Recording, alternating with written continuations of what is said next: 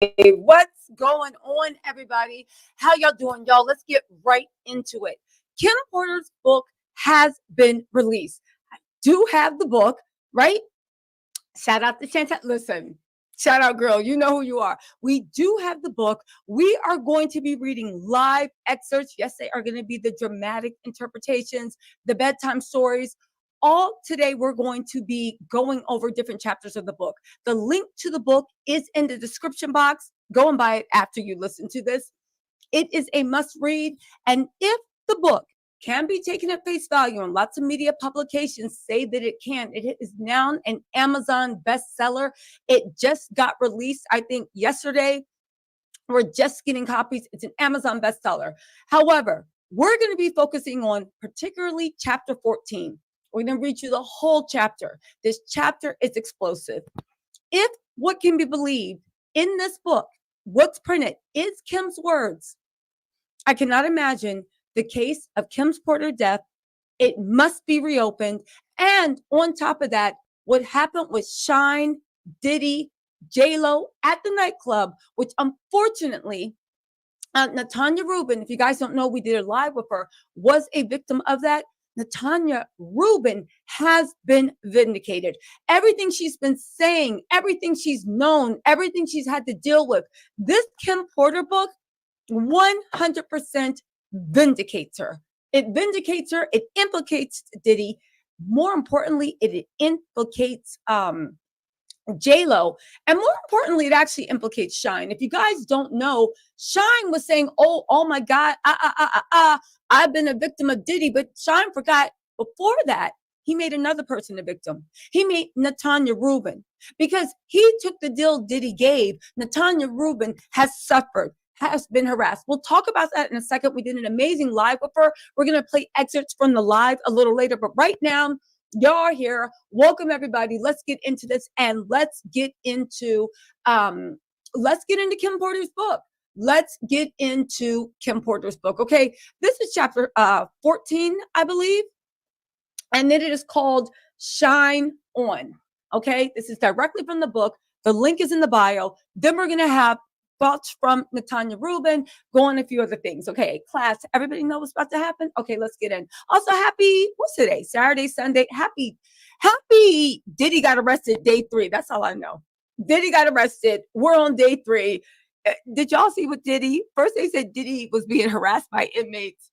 Then they said he was on S-Watch. Now he's releasing the sources. He's desperate to talk to his children, but everybody's wondering, why don't you just talk? If you could get messages to these people saying you desperate to talk to your children, why don't you tell them to put your kids on the phone? Come on now. Anyway, I'm waiting to see what else Diddy does. Diddy gonna try to, people are talking about Diddy might get the Epstein special. Diddy is in that jail cell trying to figure out how to get out. He probably hustling, trying to reenact the Jeffrey Epstein. I wouldn't be surprised if Diddy don't flip his cot over, punch himself in the face, rip apart his shirt, and say trained assassins came in and trying to take him out, and he needs to go back home to his mansion on Star Island for safekeeping. Diddy might try to fake his own deletion. I'm just saying, Diddy getting desperate, and the excuses are getting dumber and dumber. And we'll talk about that later, okay? Let's get into chapter 4. This is directly from Kim Porter's book. The link to buy it is in the bio. This is Kim Porter's her own words, okay? Now, interestingly enough, a lot of people have been like, is this book for real or not? I don't believe he's gotten any cease and desist. I don't believe it's been turned over. And as a matter of fact, I have a little information on not on here. Hold on. I got so many phones. I got a little information on that book as to who wrote this book and where they got the information from. I thought you guys might want to hear that before we actually get into this. Hold on, guys. Let me just pull it up. Let's see. Okay, it is now an Amazon bestseller. It's only been out for 24 hours. You know, your girl got her sources. Anyway, they're saying that this book was published by Chris Todd. That's a Los Angeles producer who alleges the book contains details Kim saved on a flash drive and gave to friends prior to her sudden death, almost 6 years ago. Todd released the unauthorized memoir under the name Jamal T. Millwood. He's listed as a co-writer along with Kim Porter. But I have a question. They're saying that this book is currently #1 on Amazon bestseller. Hold on a second. So Chris Todd, is going under it makes no difference, but who I assume is Caucasian, is going under a pen name, Jamal T. Millwood. Okay, whatever, right? We all got to pay the bills. They're saying Chris Todd provided no evidence to prove disturbing allegations in the book, including multiple claims of physical abuse. Here's what he said. I was lucky enough, I'm about to read the excerpt. Let me just give you guys, I got to give you guys the premise, right? I was lucky enough to meet someone that purported to have Kim Porter's flash drive. I know the celebrity source pretty well. He says, I know, God, all these ads. He said, I know the celebrity source pretty well. I know how close they were to Kim and Diddy and all the people in the hip hop community. This was supposedly for Kim Porter from the grave to come forward and tell her story. He added, this is a dangerous situation. This is the author of the book. And I didn't want to claim ownership of Kim's words, but now I'm willing to come forward because the recent arrest of Sean Combs, now that the federal government has finally acted, I feel safer to come forward. Okay. With that, we have, with no further ado, let's get down to business. I was watching Milan this morning, if y'all were wondering where I was.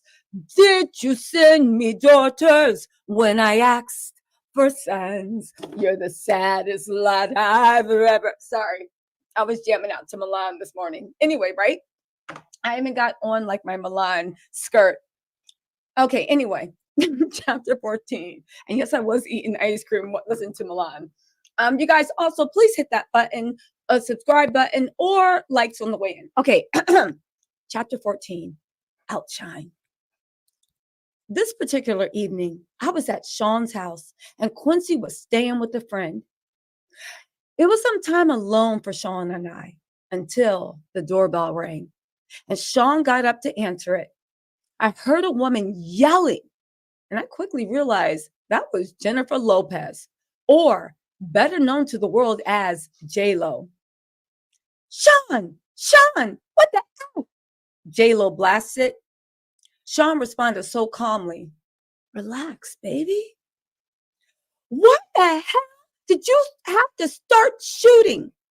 Isn't that what we have bodyguards for? Now, normally when these kinds of situations arise, I remain quiet. I just listen. I play my position. Actually, yeah, you could say I play my position, but I wasn't paying attention to the news for the last day or so. And even though it would be the only thing anyone would talk about with me 4 months, no one has spoken to me about this yet. So I entered the foyer and I asked, what's going on? Jennifer exploded at me. What's going on? What's going on?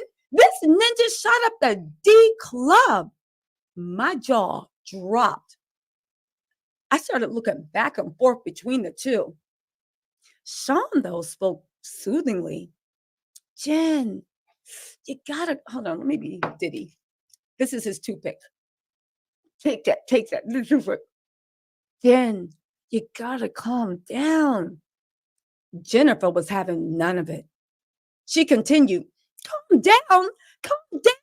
You shot up a bunch of innocent people, Sean. Sean placed his hand on her forearm. You know, that's a bonding technique. Now, Sean was shrewd in handling her. He does this to me too. Even if you know what's happening, it still works. It's an intimate contact without being personal. He was aiming to disarm her. This did not seem to immediately sway JLo, though, because she continued. What in the hell do you think Biggie's replacement will take the fall for you? Biggie's replacement? Wait, could she be talking about? Yeah, I had to know. Are you talking about Shyne? Jennifer didn't even look at me as she responded. Yes, effing Shyne. Sean continued with a calm, even relaxed voice. Relax. The situation is under control. Jennifer, though, was not calming down. She kept going on and on.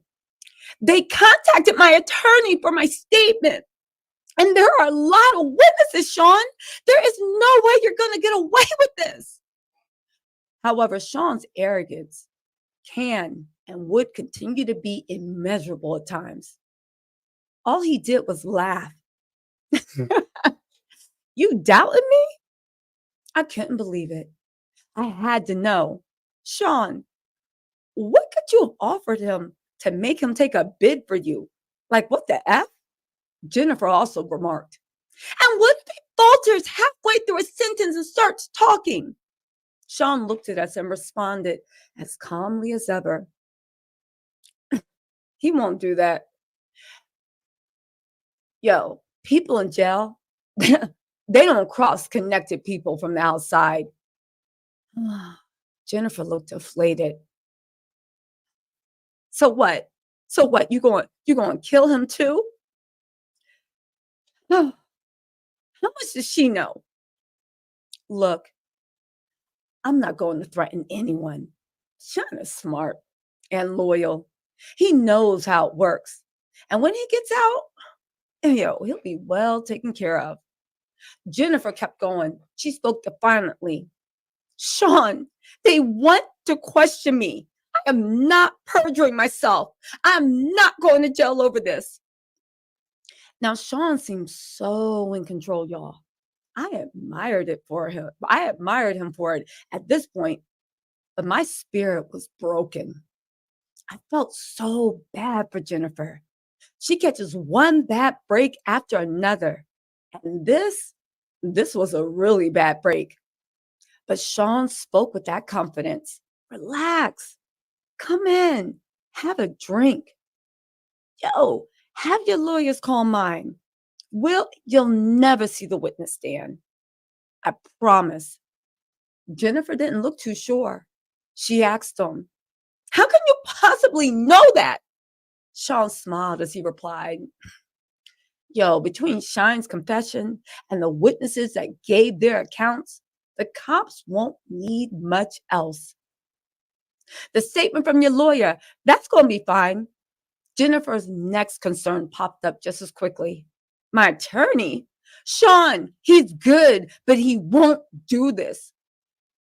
Beaming with that confidence, the way only a man with his net worth can, Sean responded, sure he will. Jennifer shook her head defiantly. Sean, you don't know him. Sean's unbreakable confidence was ruling the day. Jennifer was giving in as he told her with a smile, I got this. Sean, are you sure? Sean gave her a wink. Yo, my attorneys handle situations. Give them a number 2. Jennifer seemed leery, and she finally asked, you're not going to threaten my attorney, are you? Sean laughed. No, of course not. Money talks, baby. He turned to me and said, yo, take her inside and pour her a drink. I had questions of my own. But Sean, you were going to make Shyne the label's go-to man? What are you going to do now? Sean looked disappointed, and he responded, yo, he had the voice, but his flow, well, artists with his talent, yo, they a dime a dozen. Looking at Jen, he continued, he's not a once-in-a-lifetime find like Jennifer Lopez. Now Sean was throwing on that charm. Despite the situation, Jennifer started blushing. Diddy continued, let's grab that drink. Let me handle this attorney situation. Relax. Don't worry. We left the foyer and went to have a seat in the living room. He tried to make a threesome happen that night, but it didn't work out. At least, not that day. Y'all, this was chapter 14 from Kim Porter's book, okay? Now, why is this important? If you guys know, JLo, Diddy Shyne nightclub. You know they shot someone. That woman that they shot, her name is Natania Rubin, okay? Her name is Natania Rubin. Natania Rubin has long said that she knew that Diddy was, in fact, the person that shot her in the face with the bang bang, ba ba ba ba ba ba ba.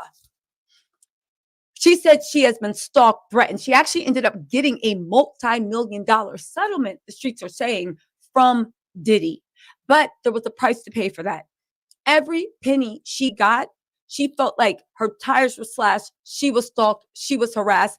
People are saying that she feels in her heart of heart that Diddy never wanted to pay her. Which, when you look at Cassie, and even though Cassie got that 30 million, and Natania got that from a multi-million-dollar settlement, but nowhere close to Cassie's, obviously.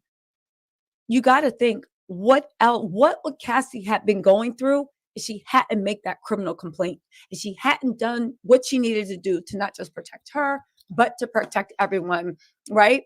Does the book mention anything about Jay-Z? Listen, we are going to get to the rest of the book, you guys. But for the matter, LF said, always ready for the tea. My notifications are on. I know that's right. Auntie Penelope said, I just looked up the book on Amazon, and why is it only given 1 star? Is that accurate? It is not accurate, and it's actually a bestseller. This book is confirming a lot and giving the girls what they need. Ahmad L, thank you so much for gifting 5 memberships. You guys, give a shout out to Ahmad for gifting those memberships. Ooh. And Mrs. J, thank you so much for gifting 5 memberships. You guys, if you could receive actually the whole chat, give some love to Ahmad and Miss J if you're going to give. Now, listen, I did an interview with Natania where she gives the other half of the story, what happened in the club and what happened in the months after, and the way she actually blames Jennifer Lopez, because when you see what happened in this book from Kim's, allegedly Kim, we don't know, Kim, unfortunately, you know what happened to Kim Porter. If you guys don't know, she passed away under what many regard as suspicious circumstances. When you get into the book with Diddy, you have to actually think that Cassie would have met the same fate. And it makes you think that Kim Porter's death should be reopened. And it makes you think that Cassie might have met the same fate. Again, this book has not been independently verified, but I am reading excerpts and I am linking up with how Natania Rubin, who is still alive to tell her story, actually tells you what happened on the other end, okay? We're going to get into Natania's interview in a second, but I also want to read the opening for Kim's book, okay? Then we're going to get into Natania stuff, and then we'll get back into it, all right? Where's it at? Hold on, I have more. Let's get into...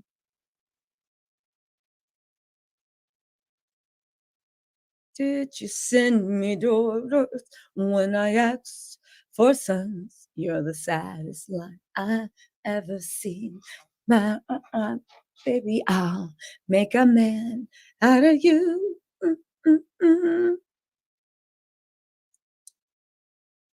Okay, so really quick, I want to read you guys the introduction, which is really, really powerful, and then we'll get into the rest of stuff. Hold on a second. Intro.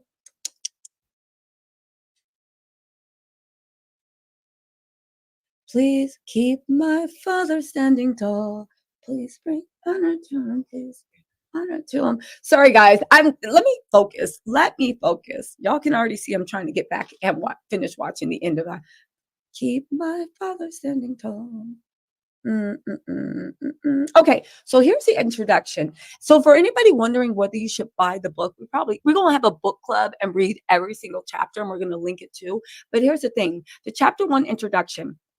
Soon after, this is chapter 1, the intro. Soon after high school, I started landing modeling jobs. I couldn't believe it. It was all happening so fast. I met my husband, the father of my oldest child, and one of my oldest friends in life, Al B. Shore. It was a whirlwind romance.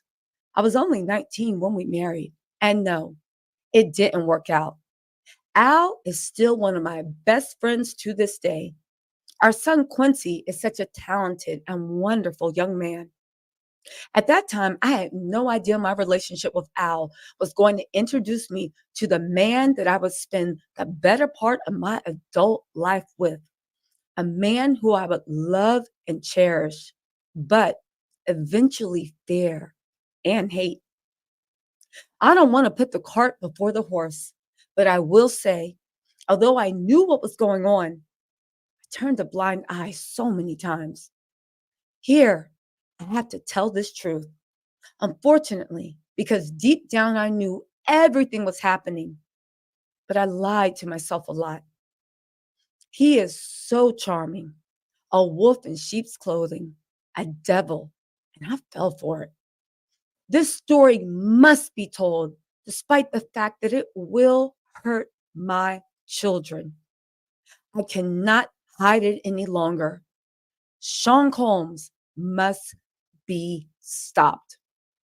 Y'all, that was just the introduction. When I read that, I said, okay, I'm in. Let's go. The ghost of Kim, maybe Kim, or whatever else. Really quick. Also, let's give a shout out to Andy B saying, I'm from the UK and I'm so invested in this case. So grateful for all your hard work. You guys, thank you so much. You guys know I do this because I love doing it.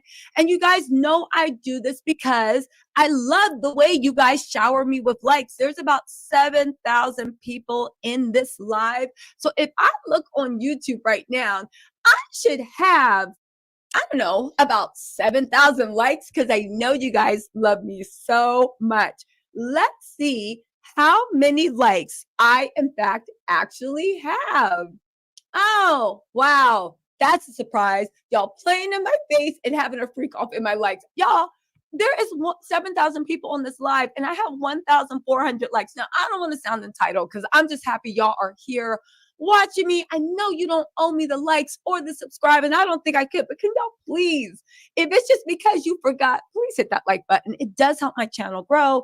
And the more I grow, the more content I can give you guys. And I promise when I get to 500K subscribers, I will upgrade my microphone and my background and my and the camera. Okay, so that is the deal I will give with you guys to offer value. And if you guys could please hit that like button, okay? And if you don't want to, that's fine too. We family. I'm just glad y'all here. All right, let me get a little bit more into the book. We'll do chapter 2 also. This is going to be a long live because I want you guys to read what happened. I want you guys to hear what happened to Natania and the way it links up to that Shyne thing. Chapter 2, Humble Beginnings. I was born to loving parents, Jake Porter and Sarah L. Porter in the Peach State of Georgia. All through Columbus High School, where I graduated in 1988, I knew I was going to be famous. In the 10th grade, one of my best friends, Tina, said to me, Girl, you're not going to make it here in Georgia. Now, I knew if I really wanted to be famous, I would have to leave my hometown, my home, Georgia. That conversation was so important as I look back now. It actually changed my life. I met Al while I was working in the industry. He was so dope and charming, and I had such a crush on him. We were married before I knew it, and Quincy was on the way, but I was young, and it just felt like it felt like it wasn't going to last. It was a little heated between us after we separated, but we got past that pretty quickly. He was a super dope guy and an amazing father. Let me find out Al B. Shore actually wrote this book. Now, this is his interlude. I'm glad to hear that, but I don't know. Where does flash drive come from? Let me find out that Al B. Shore is like ghostwriting. He was a super dope guy, super amazing. Oh my God, I missed him. And oh my God, he was a lion in bed and he was so handsome. Okay, but these are supposed to be Kim Porter's own words. Just to let you know, this book has not been independently verified. We'll wait to see, right? Okay, here we go. Okay. I met Al while I was working in the industry. He was so dope and charming. I had a crush on him. Oof, did I have a crush? Okay, let's get to our thing. He was just a super dope guy and an amazing father. Though we separated, we are forever bonded through Quincy. Thank you, Al. I will always love you. Now, when I met Sean, he, he was cool. I didn't think much of him at the time. He was just another guy at the label.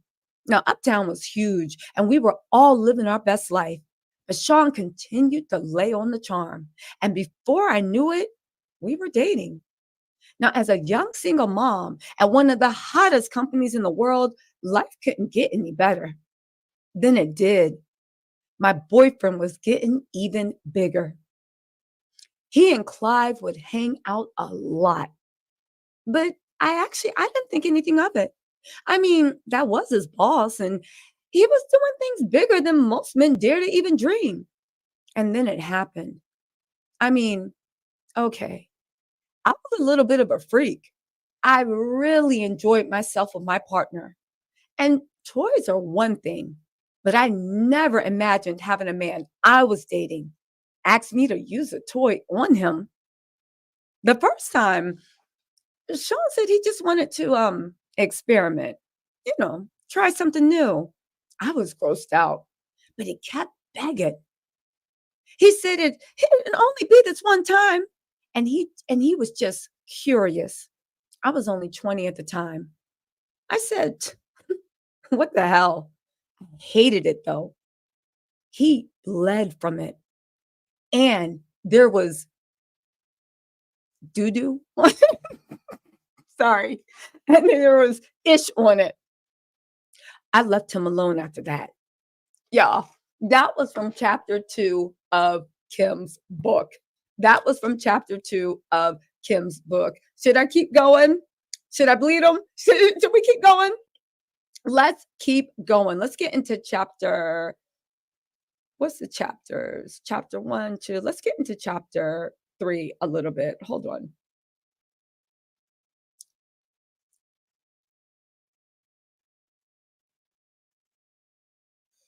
Sorry, guys. Chapter 3 was second chances. So, also, if you guys want this book, because I'm doing excerpts from the book, the link is in Amazon Prime. Go ahead and get it for yourself. It is now being shipped. Also, the young woman, Natania Rubin, I did an interview with her. I'm going to show you guys some excerpts from the interview to compare what Kim's book said and what Natania said actually happened. And it actually coincides and links up and makes her seem more vindicated. Chapter 3, second chances. Sean kept reaching out. I kept ignoring his calls. Eventually, in a few weeks, we ran into each other at an event. He came over. He sat next to me. We were cordial. He tried to flatter me. Yo, you look so amazing. I replied with a simple, thanks, Sean. I tried to get up to leave, but he pulled my arm. As I turned to him, he looked deep into my eyes and he said, look, what happened between us was weird, but I really care about you. Can we? He paused. And I tried to use this as an attempt to escape. I pulled my hand back and said, sorry, Sean, I have to go. Please, I think I'm falling in love with you. Can we talk? My breath was taken away. Did he just say he loved me? It was so fast. I wasn't aware of this as his. I wasn't aware at that point that this was his manipulation tactic. Not yet. God, I was so young and so naive. He just kept going. Yo, let's have dinner. And I fell for it. 2 days later, we went out for drinks at a lounge in Lower Manhattan. The place was nice. Sean was really coming up and pulling out all the stops to impress me. What lounges are in Lower Manhattan back in 2009 that was nice? Are she talking about the Lower East Side? Now, these little things, they're saying that this book was written by Kim, and maybe it was, but people in New York, this isn't even 2009. This is like 2000, right? What lounges in Lower Manhattan, which is Lower East Side, were nice back then? I'm serious. I'm not talking about like the Lower East Side ones put pianos in that. Like, I'm like, what? Like, I realized when pianos and that was like jumping off, but what other lounges? I'm just like I'm really confused. Anyway, but you never know, right? Maybe they're talking about cafeteria, but cafeteria, isn't that off of like 14? What's cafeteria? 23rd? Not the cafeteria on Upper East Side or West Side, but the cafeteria. Maybe that's what they talk about, cafeteria, because that used to be the spot everybody hung out with, right? Anyway, right? Let me know in the New Yorkers. Let me know in the comments where you think they had dinner at. Okay, anyway, right? The place was nice. Sean was really coming up and pulling out all the stops to impress me. He even pulled a chair out for me to sit. Back then, he was always a gentleman. He smiled and said, "Look," as he sat across from me. I look, I hated it. I never want to do it again. Yo, give me another chance, Kim. Over coffee the next morning, I decided to give him another chance. For the next year and a half, things seemed pretty normal. It was actually fun. Things were going great, and we were living the dream that I dreamt about throughout my youth. Sean and Clive were working on Bad Boy, and he had his first couple of artists. He picked up Craig Mack, then some rapper from the West Coast called Notorious B.I. to help Chris develop. He was collaborating with the biggest names in hip hop to make it happen. Things could not have been more amazing. Then he asked me to do it again. It was insane. Sean was relentless. Baby, I can't stop thinking about it. What the hell are you talking about, Sean? I responded. Sean continued. I just can't stop thinking about that night. It was amazing. Hey, can you screw me one more time, please? I became infuriated. Why don't you go to Clive? He was the one screwing you, isn't he? Then Sean hit me. Now, this was the first time, but he slapped me hard. Before I could form the words, he began to beg. I'm sorry. I'm sorry. I'm so sorry. Holding my cheek where he hit me, I turned and I ran off. That should have been it. But I guess I'm a glutton for punishment. Sean sent flowers and a bunch of expensive gifts. Then we bumped into each other at an industry event. He sat down next to me. It was deja vu. Sean started. Imagine running into you here. Get the F away from me. I forced out. He became more serious as he said, "Look, baby, I'm sorry." But I just glared at him. There is nothing you can ever say to me. Nothing. We sat in silence. After a long, awkward silence, he finished. I love you. I love your son. He's my son. I don't know how to fix this, but I'll do anything. I'm sorry. Shit. Sean can be so sweet. Here we go with this love thing. This time, it's not falling in. Hold on. I lost my place. This time, it's not falling in. He said, okay. Anyway, you guys, listen. Pause on that chapter, okay? Pause on that chapter because, all right? Let's get down to business. Let's go back to the Shyne chapter, okay? In the Shyne chapter, which is what I started off by reading, right? Yeah, cafeteria is a lounge, but that's not, technically it's Lower Manhattan, but when I heard somebody say Lower Manhattan, I'm thinking Lower East Side. But then again, Jamie is asking if cafeteria is a lounge. It was a lounge. That was called cafeteria, but they served like truffle mac and cheese and all that when nobody was serving truffle mac and cheese. And in New York, which clubs notoriously, especially back then, had a history of keeping them segregated and not wanting to let Black people or even Latino into the nicer spots. Cafeteria was a spot that was super upscale. It was fun. It was a lounge. It had a DJ. It felt like a club. And everybody after the club would go eat at cafeteria because cafeteria stayed open till the sun came up. You know that? And there was a little La Express. There's like a French restaurant also that stays open like 24 hours. So if a guy really, really liked you, they would take you to go get escargot ish, like 5 in the morning, at club. So if you always just chilling with your friends, you would go to cafeteria. And because they even have a doorman outside cafeteria. So it's not an actual real cafeteria, it's a lounge. And it was one of the few places even back then that welcomed and courted Black people, Latino people, all the dope boys, all the rappers, and all the women that were fly and had money. Okay. So cafeteria had that lore. Yes, I did my research.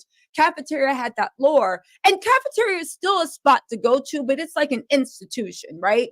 And La Express, I think that's the name of the French restaurant.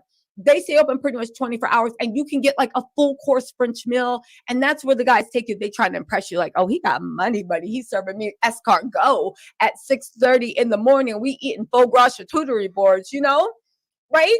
But those are the places the guys would take you when they talking about like flying you to the south of France next weekend. Like, what you doing? You got a job? Quit your job. We going to the south of France. That's where like that type of talk got taken place, Anyway, but getting back to the Shyne thing, right? What is said, right? He kept saying, she said, my attorney's not going to lie for you, Sean. This is from JLo. She said that, what were you thinking shooting that up? You shot someone. They said, when she said, wait a second, what's going on? Kim said, what's going on? What's going on? Jennifer exploded. This ninja shot up the damn club. Now, I do want to say this. I know New York is its own ecosystem, but how did Kim feel? A woman from Augusta, Georgia. Well, maybe she's not from Augusta, but a woman from Georgia at Southern Peach hearing a New York Rican woman saying this ninja shot up the club. Now, yes, he shot up the club. We're going to talk about that. But JLo, not too heavy on the ninja. Not too heavy on the ninja. I'm just saying, how did they feel about this, right? How did they actually feel about that? Really also quick, I know I keep saying really quick, but this is going to be really, really quick. Let's actually jump to chapter 4. The link to this book is in the bio. Make sure y'all pick up a copy and support. But where's chapter 4? Mr. I'll make a man out of you. Sisters, hear my plea. Help me keep my father standing tall. Okay, chapter 4, forgiveness. Sean arrived with flowers in his hand. He wanted to see Quincy. He was so good to him and with him. Quincy ran over to hug him. I felt my heart melting. He asked Quincy, how you doing, Tiger? Quincy looked so innocent as he responded, I'm good. I miss you. Sean's response sounded genuine. I miss you too. We'll hang out tomorrow, okay? Okay. Sean gave him a little love tap on the butt. It's bedtime. Quincy replied, okay, good night, as he turned to head to his bedroom. Here was the man I fell in love with. What was I thinking? Shit. Not only does he want butt plug, not only does he want booty plugs, he slapped the shit out of me. So why am I still talking to him? They say that love is blind, but is it stupid too? As Quincy left, Sean looked at me and smiled. Baby, let's go have some fun. The babysitter's on the way. I just want to show you a good time. I was so mad at myself for melting as I said, okay. We sat on the couch laughing and genuinely having a good time when the doorbell rang. The babysitter had arrived, so we left. As we exited the house, a big man climbed out the limo and opened the door for us. He wore a sharp suit with a gun noticeably tucked under his arm. I thought to myself, he could have made that invisible. Or did he want me to see that? Hold on, y'all.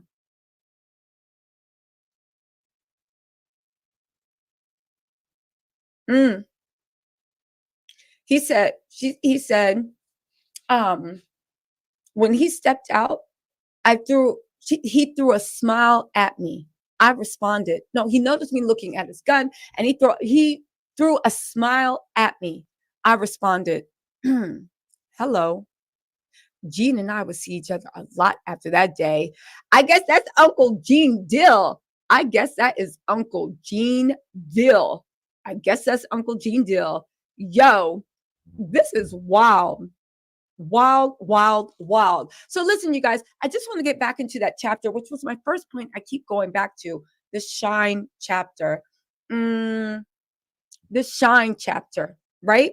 Let's look at JLo's words, according to this book, who it's according to allegedly, literally, because Kim can't speak for herself right now. And I don't mean that disrespectful, I'm being serious. What she said, why the hell did you have to start shooting? Isn't that what we have bodyguards for? She also said, this ninja shot up the D club, right? She also said, calm down. You shot a bunch of innocent people, Sean. She said, Kim said, are you talking about Shyne? JLo, yes, effing Shyne. They contacted my attorney for my statement, and there are a lot of witnesses, Sean. There is no way you're going to get away with this. Okay. He said, Sean told her, don't work down. People in jail don't cross connected people. Oh, so you're going to kill him too? She actually said, blink him too. Sean, they want to question me. I'm not perjuring myself. I'm not going to jail over this. She also said her attorney wouldn't talk to her and she wouldn't lie for her, but Diddy was going to talk to her attorney and make sure that everything's supposed to happen. Now, why do I bring this up? Hey, what a up-and-coming YouTuber, new to the game. She's only been on YouTube for about 3 years, but I feel like this girl has something. I believe her name is, what's her name? Tisa Tells. There is a YouTuber that has only been on the app for 3 years, but I feel like she's on top of her game. And she actually did an interview with Natania Rubin. Natania Rubin is the woman that JLo was referring to in Kim's book that got bang bang in the face. Now, if you guys are new to my channel, I'm being silly. I did the interview with Natania. But the thing is, I wanted to play a few things because Natania actually made some very, very, very interesting points that tie this all together. And it has people thinking that Diddy and JLo might actually be indicted for what happened. Obstruction of justice, lying to the jury. On top of that, you have to remember that Shyne himself came out and said that Diddy pretty much ruined his career and that he was one of Diddy's victims. However, when Natania was going on all this, telling her story about what happened, and she's been saying the same thing for the last 10 years, ain't nothing changed. Shyne actually sent her a cease and desist order. Now, long story short, Natania did not cease and she did not desist, and she kept going on. But it's interesting to me that Shyne saying he is a victim and this, and he might be, but you also took a time to, instead of linking up with Natania, to try to discredit her. And the whole time you were saying all this stuff. Now, at the end of the day, he might have did what he wanted to do. It's good the truth is coming out. But let's get into this really quick. I was supposed to be at City College. Right before my sister and I were leaving, something came over me and said, don't angled.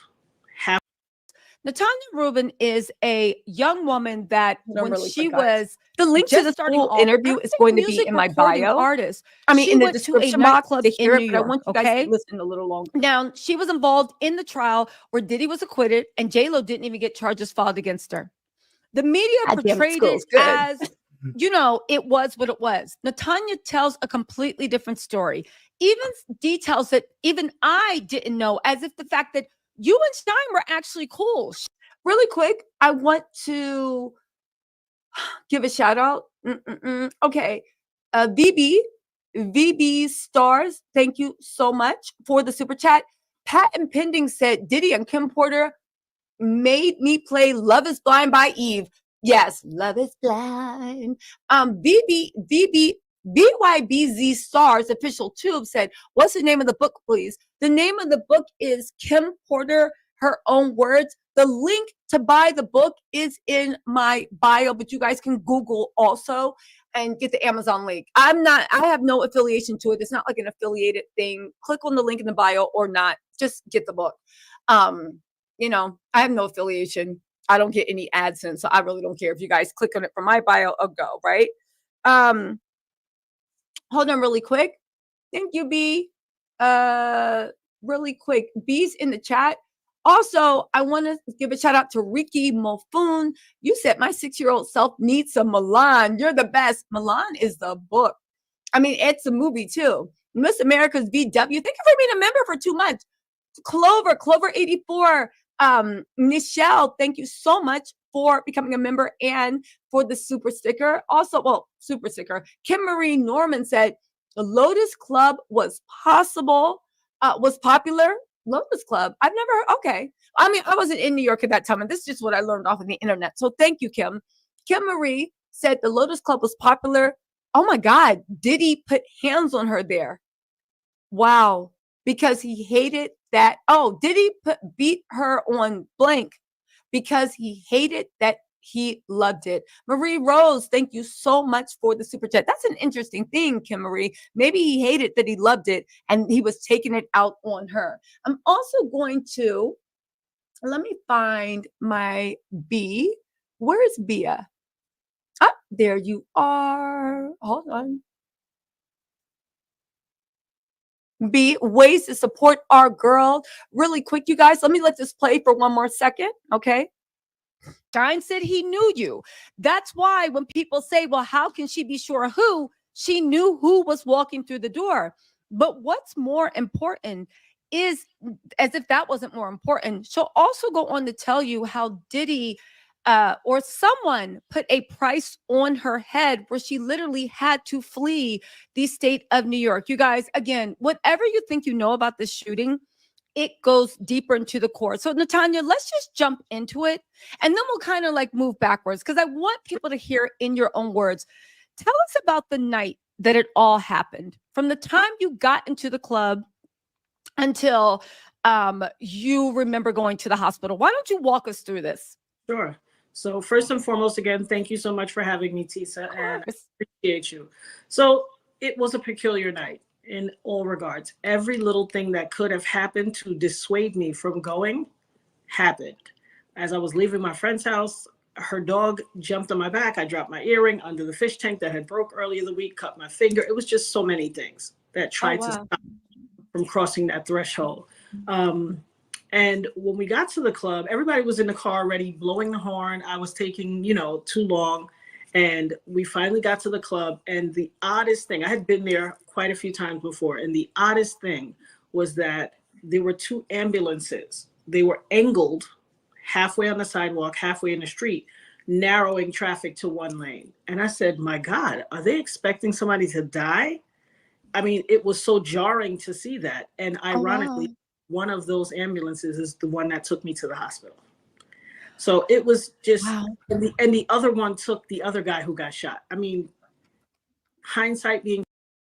Really quick, Arlene 55 star, I want to thank you for the super chat. Sorry about that. 2020, it was just so unbelievable.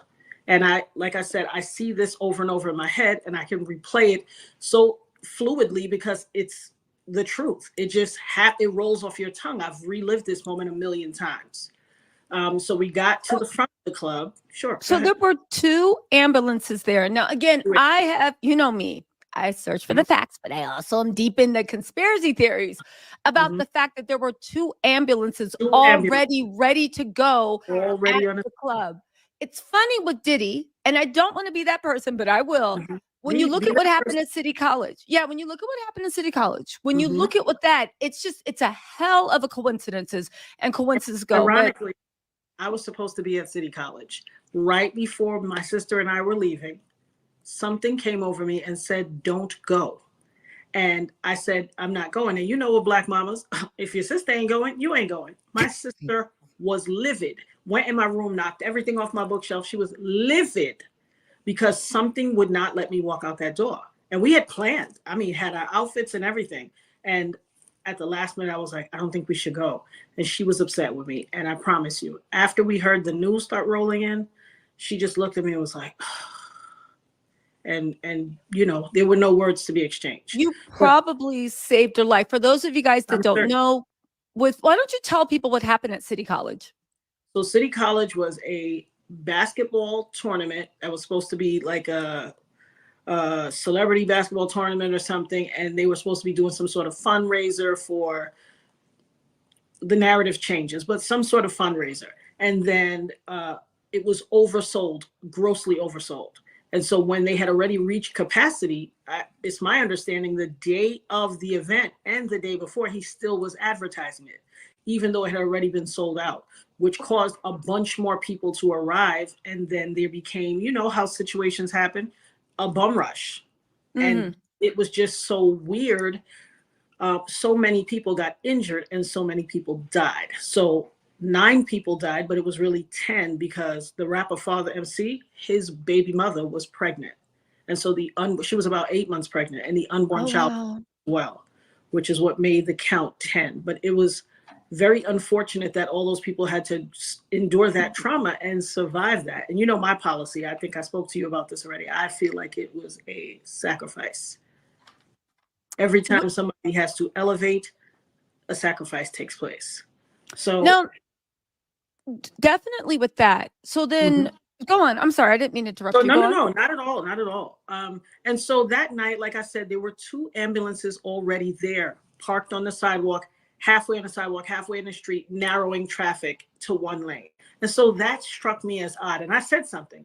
I had just gotten saved and was not in the clubs. One of my girlfriends is a big party promoter. Her name is Big Stacy. I love her dearly. And she was having a party New Year's Eve. So I wouldn't go, but I said, okay, I'll go out with you guys the night after Christmas to be able to celebrate, to promote and celebrate. So I went out, and when we got there, I said, "Oh, this is a bad omen." And they were like, "Come on, girl, don't start with that old sanctified stuff." But we all chuckled it off and proceeded.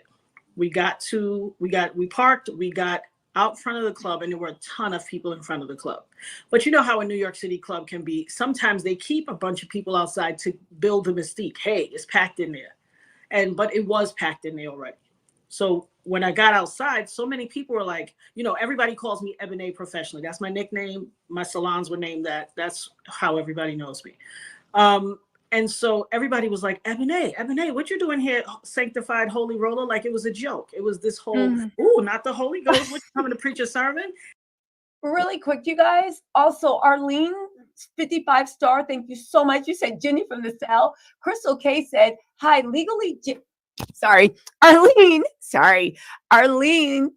star 55 stars. Said Jenny from the cell. Thank you so much. Also, Crystal K said, hi, legally JLo. Hi, Crystal. Legally JLo being indicted is not likely because 1, the statute of limitations has ran out, and also Kim cannot be cross-examined, which is charged sooner. I don't think there's a statute of limitations for obstruction of justice or lying to a grand jury. Now, you could be right, but I am pretty sure there's no statute of limitations when you actually lie in a court of law or obstruct justice or give false information. I feel like when it comes to federal stuff, or even state stuff, they can go after you as long as possible but let me look into that, right? But thank you for that.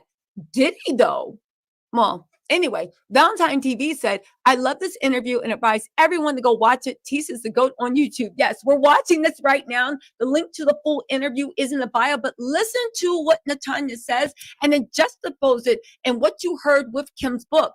Also, you guys, don't worry. We are going to get through the whole book. We are having book club. If you like the dramatic reading that I did, don't worry. There is going to be more.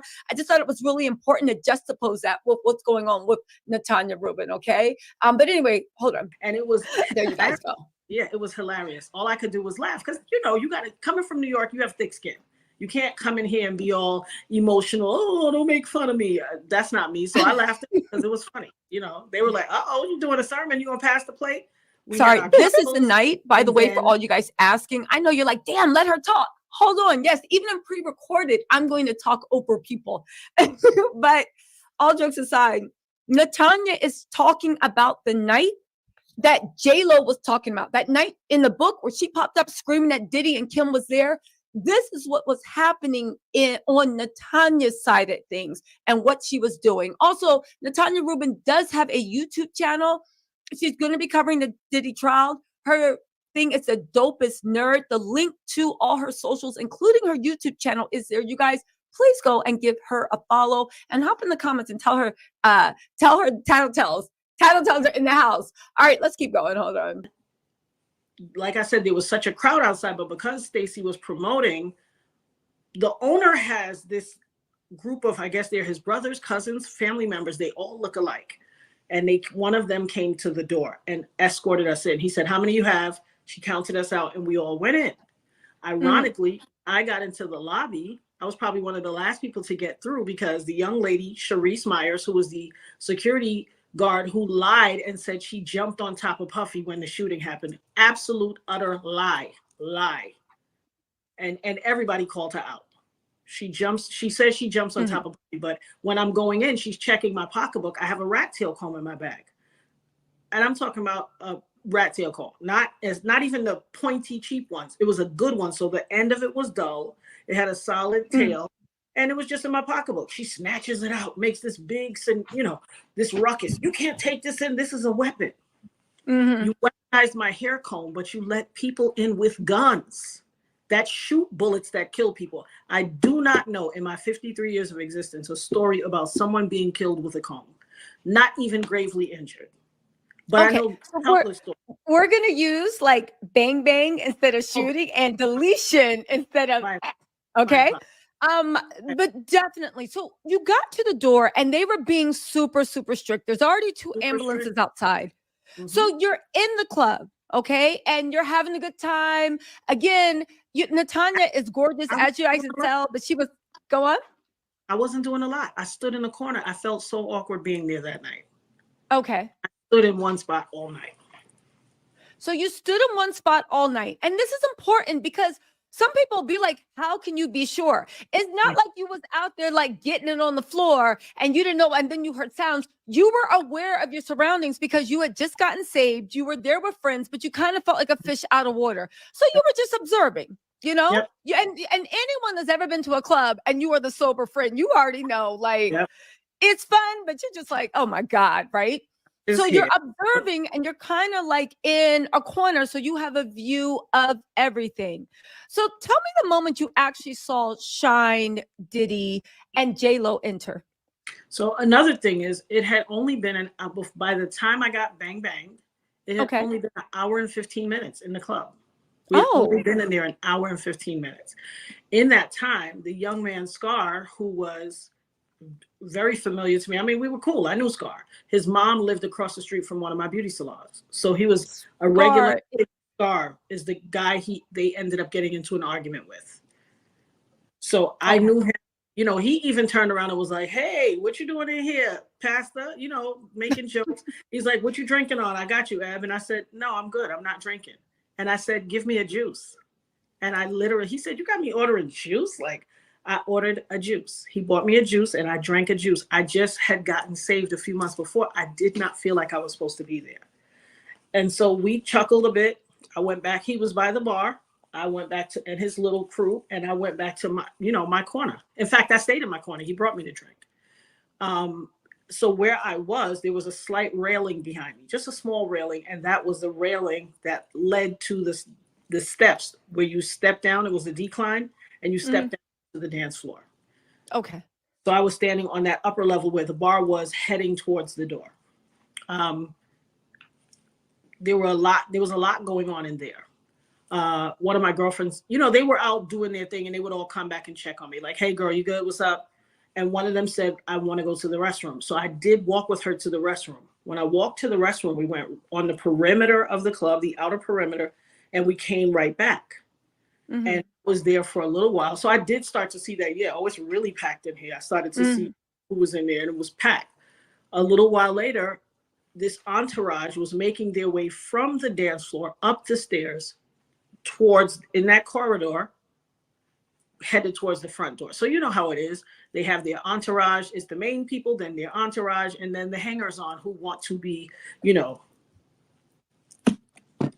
adjacent. Yes. Lab adjacent, power adjacent, whatever. And the crowd started pushing. At the time that the crowd, so as they were coming through, Shyne sees myself and one of my homegirls, Kelly, and he reaches over the crowd and was like, "Eb, Kelly," and we touch hands. Okay. He's in this big entourage, but we stop and touch hands. And he's like, "What's up, y'all?" And, we just set out salutations. People are walking through, and then the crowd starts to sway.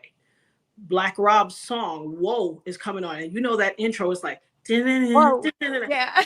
People were getting like, Yeah. and everybody's like swaying and doing this kind of machismo and pumping up their chests. And I guess it's their artists and their label mates. So everybody's a little hyped. They're walking. They push. The crowd sways and they push Scar. Now Scar's back is to the crowd. He's facing the bar. His back is to the crowd. So whether he knew who it was or not, I doubt 100%, because his back was to the crowd. But when he got pushed, he instinctively, it spilled his drink on him. And you can see him like, throw them bowls to buck back. Like, "Who's that? Get off of me." Yeah. Of course, it became a shoving match. And I turned around to my girlfriend. I said, "This doesn't look good." But it happened so fast. It was almost as if you didn't think it was going to escalate to anything that big. It just was a little shoving match. That happens. Now, Julie, no, just to let you guys know, of course, I read some of the court transcripts and whatnot. Julius Jones, and he was another person that got shot. Natania was not the only one that sued Diddy. Diddy was sued for like $1 billion from like 5 or 6 people. However, Natania in civil court won a huge, hefty settlement. But getting back to that moment, Julius, he was another man that was actually banged in the altercation. He was not anybody fighting, but he was actually injured. Well, he was friends with Scar. He was on that side of the bar. Yes, he was on that side. But Julius Jones said he saw Diddy less than 4 feet away when Scar bucked back. Diddy pulled his piece out like a maniac and started letting things off. So tell us, so we're in that moment. You see the buck back. It's slow motion. And so right after the buck back, somebody who was with Scar, you hear the raised voices, and instantly somebody who was with Scar had money in their hand for whatever reason. Might have been stunting, maybe the early days of the phone brick, but he instantly and slaps Puffy with the money. And money is flying everywhere. It's like that. Sorry. It's hilarious when in retrospect. Yes. And how fragile the male ego can be. But he slapped him with the money. And in that, there's a scene in Paid in Full where money is raining from the sky. And money is raining from the sky. So people are simultaneously trying to grab money. It was a lot of money. People are trying to grab money. People are pushing and swaying the crowd. It is a multitude of things happening simultaneously while money is raining down. So when I saw money raining down, I looked up and I was like, ugh. Pause, everybody. For everybody that's joining the live, hi, hit the like button. We are talking to Natania Rubin. We're doing Kim's book, but I'm lining that up with what we know now to be true and fact. Okay, you guys, this is a live. If you want to hear the excerpt, rewind to the beginning of the live where we are reading chapters of the book. We're going to get back into the book, but right now we're hearing the chapter is about JLo going in on Diddy for the nightclub shooting and saying that he shot a bunch of people. Diddy maintains his innocence. He got off. JLo was supposed to be holding the bang bang. Shyne did 10 years. Everybody always said he was Diddy's fall guy. And then Shyne a couple days ago said, guess what? I was Diddy's fall guy. I didn't do it, okay? Kim Porter also witnessed it. It is in her book. If you want to see how it's Kim Porter in her, no, I'm sorry, not Kim Porter, Kim in her own words. There is a link in the description box. I don't have any affiliation to it, so I don't care if you click on that link. You can just go to Google and put Kim in her own words, Amazon, and go purchase it. The book is good, and it fills in a lot of books, a lot of things. But you guys, we can listen to somebody give their opinion. I want to hear from the girl that was actually there. I thought it was really important that we heard from Kim's side, JLo and Diddy, what happened. And this is the woman that's there. And she's telling us how everything went down and the way she saw Diddy get away with it. She was banged in the face. She was banged in the face and has bullet fragments in her face. And the way that she says that JLo and Diddy, right, covered up and made Shyne the fall guy. Okay, if you guys want the excerpt she's talking about, just rewind. I'm reading the book and we're going to keep getting into it, but y'all won't hear this tea. Okay, and if not, just come back. Okay, a little later. Okay, go. Something in the pit of my stomach said this is not good. Yeah, because you can't slap a man with money. It is like it's like spitting on somebody. Yeah. So when he did that, I instantly saw them pulling from their hip and backing back. That was Shyne and Puffy. Both of them. Both of them okay. Backing back. Now, Shyne was closest to the bar. He was on the side where Julius Jones was, closest to the bar. Puffy was on the other side. So if it's me facing the doorway where they were backing back towards the door, Shyne would have been on my right and Puffy would have been on my left. Okay. People do this whole thing. So the club is dim, but it's not dim where you can't see. We all can. How do people mate with people that they meet at the club? Because you can see somebody look good. And then the least of which is in a sea of people wearing party attire, this dude is dressed in white. Of course, I watched that black gun come out. It was such a contrast. You could not see it. Diddy was dressed in all white. Yes. So people that try to do this whole, how can you be sure? How do you know? It was a club. It was like, come on. We see everything else in the club. That's true. Steve ain't right. You could tell whose track showing. You could tell who got on contacts, who, whatever, whose makeup is cake, and we can tell everything. True. So why can't you tell that? Like, I mean, the notion that people are always like, how can you be sure? The same way we're sure of every major thing, every major cataclysmic event in our life.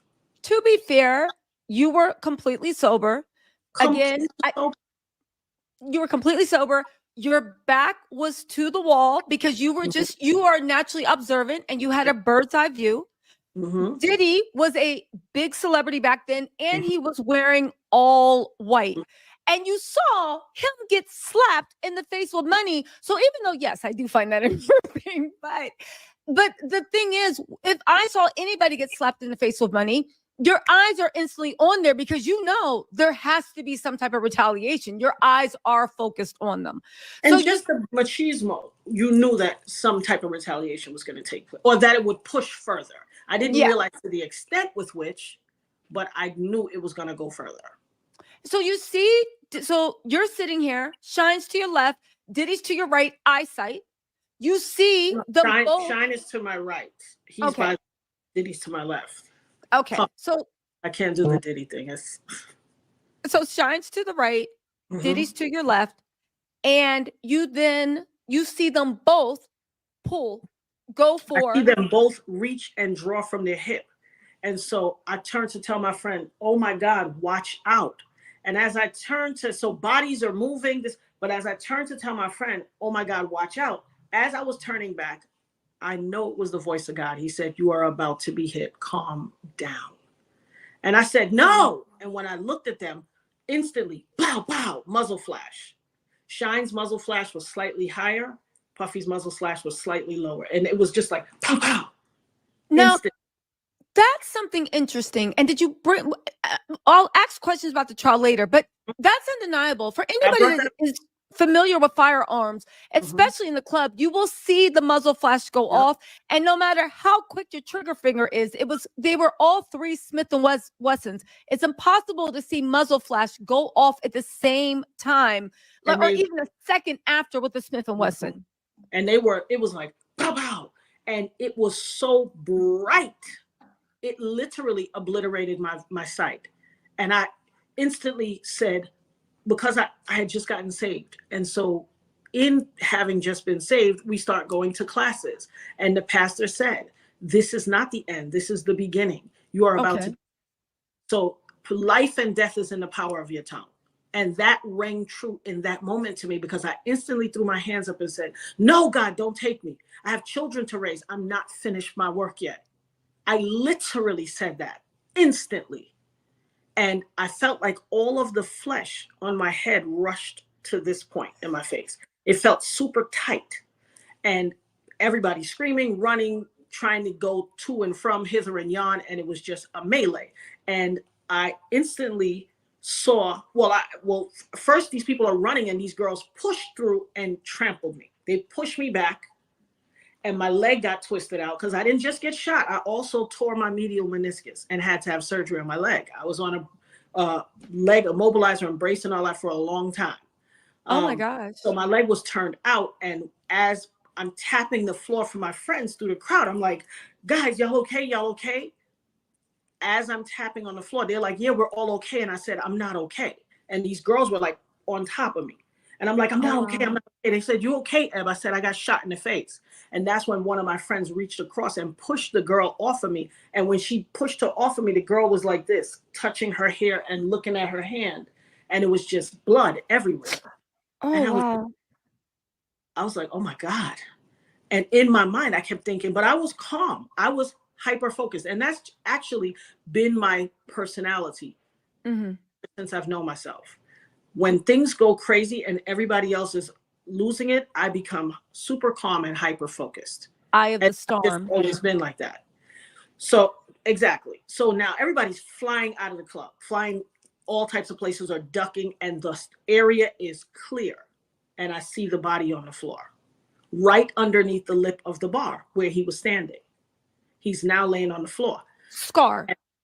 Not Scar. This is Julius Jones. Julius, okay. Everybody else involved in the shooting, I don't know where they ended up scattering, but Julius Jones gets hit in the shoulder from Shyne's bullet, which he even admitted to, because he said he heard them say, he's gonna, they're gonna kill him. I don't know what was said in that immediate part. I wasn't on that side of the bar.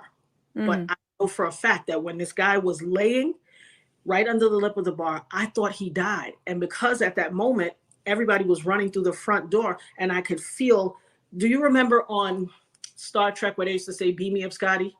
Yeah. They would pixelate when they were about to teletransport. That's what my body felt like. My body was pixelating. I didn't feel like flesh anymore. I stopped feeling like a solid body. And I was pixelating and I knew I was breaking apart because when people ran through the door and the door opened, I could feel that cold air from that December 27th morning rush in and pass through me like a loosely knit sweater. And I was like, oh God, I'm dying.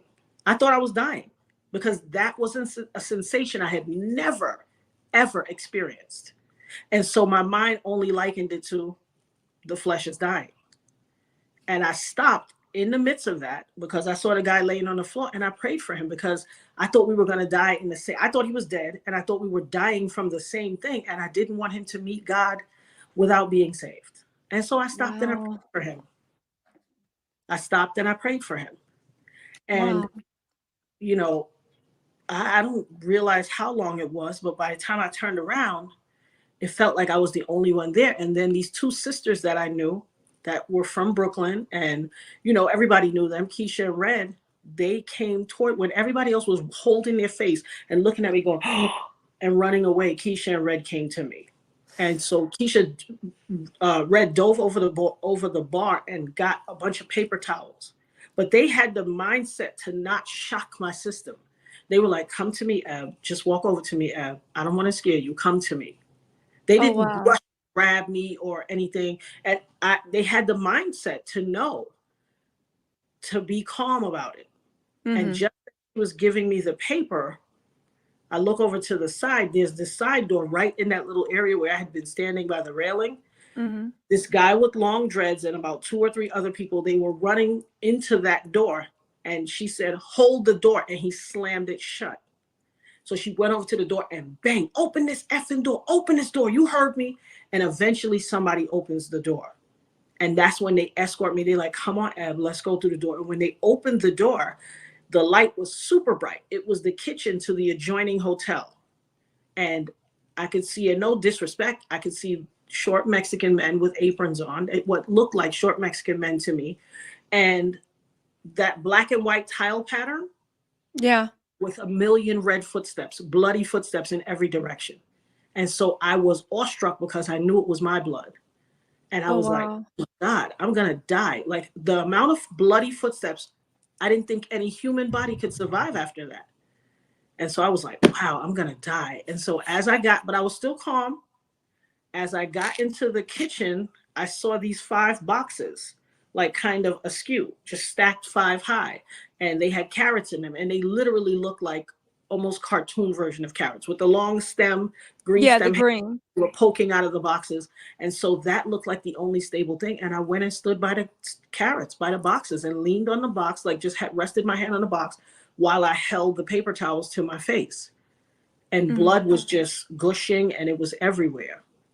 And I just kept thinking, like, why did I come? Like, how did I get here? And so I stood there for a while and people were just, I was awestruck by there was movement. So do you know on TV, you've ever seen a commercial or something where they're showing that one person that's motionless, but Yeah. everyone else super fast? That is what it Mhm. was. That's what was happening. And I kept seeing people in the periphery of my eye running through this door. Now, beyond the door looked dark, but, it looked dim, but people were shooting through there. People that had been Yeah. running the kitchen were going through there. And so somebody said to me, come on, come through there. Like, come get out. And so I start walking towards the door. Now, like I said, I kept seeing people through my periphery run through that door. As I approached the door, I didn't know where it led to, but it was dim back there. But as I approached the door, the Most High said to me, touch the floor. So I got a bunch of napkins in this hand, and my purse is over. I had a little purse on my hand, so the loop, my hand is through the loop, and the loop is here. But I'm holding the napkins. As I got to the door, the Most High said, touch the ground. At this point, what did I have to lose? He held me this long. I touched the ground. And I felt something metal, and it was heavy, and I didn't know what it was. And God said, put it in your bag. So I just stuck it in my bag and kept walking through the door. And as I walked through the door, I was in this dark kind of passageway, and a man came and tapped me on my shoulder from the back. Now, I didn't see anybody coming behind me, so I was like, who is this? And when I turned, he said, come with me. And when I turned and looked at his face, I recognized him to be one of those Michael Burrows and his brothers, one of those club owners, the cousins, the whatever. They looked alike. I knew the facial features. And I was like, I kept thinking to myself, how did he know it was me? How did he know it was you? I would only assume that you saw me on a videotape. You saw me on the surveillance system, and that's how you recognized me. He tapped me from the back. How could you know who I was? True. And so I started following him, and then we heard something loud, whoop, whoop, whoop, like some loud ruckus, and I didn't know what it was. I know he didn't know what it was because he got scared and he took off and left me.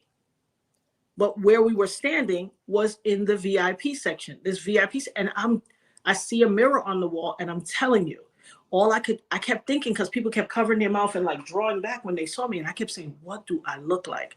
And like I told you, it felt like all the flesh rushed to this side, and it was so tight.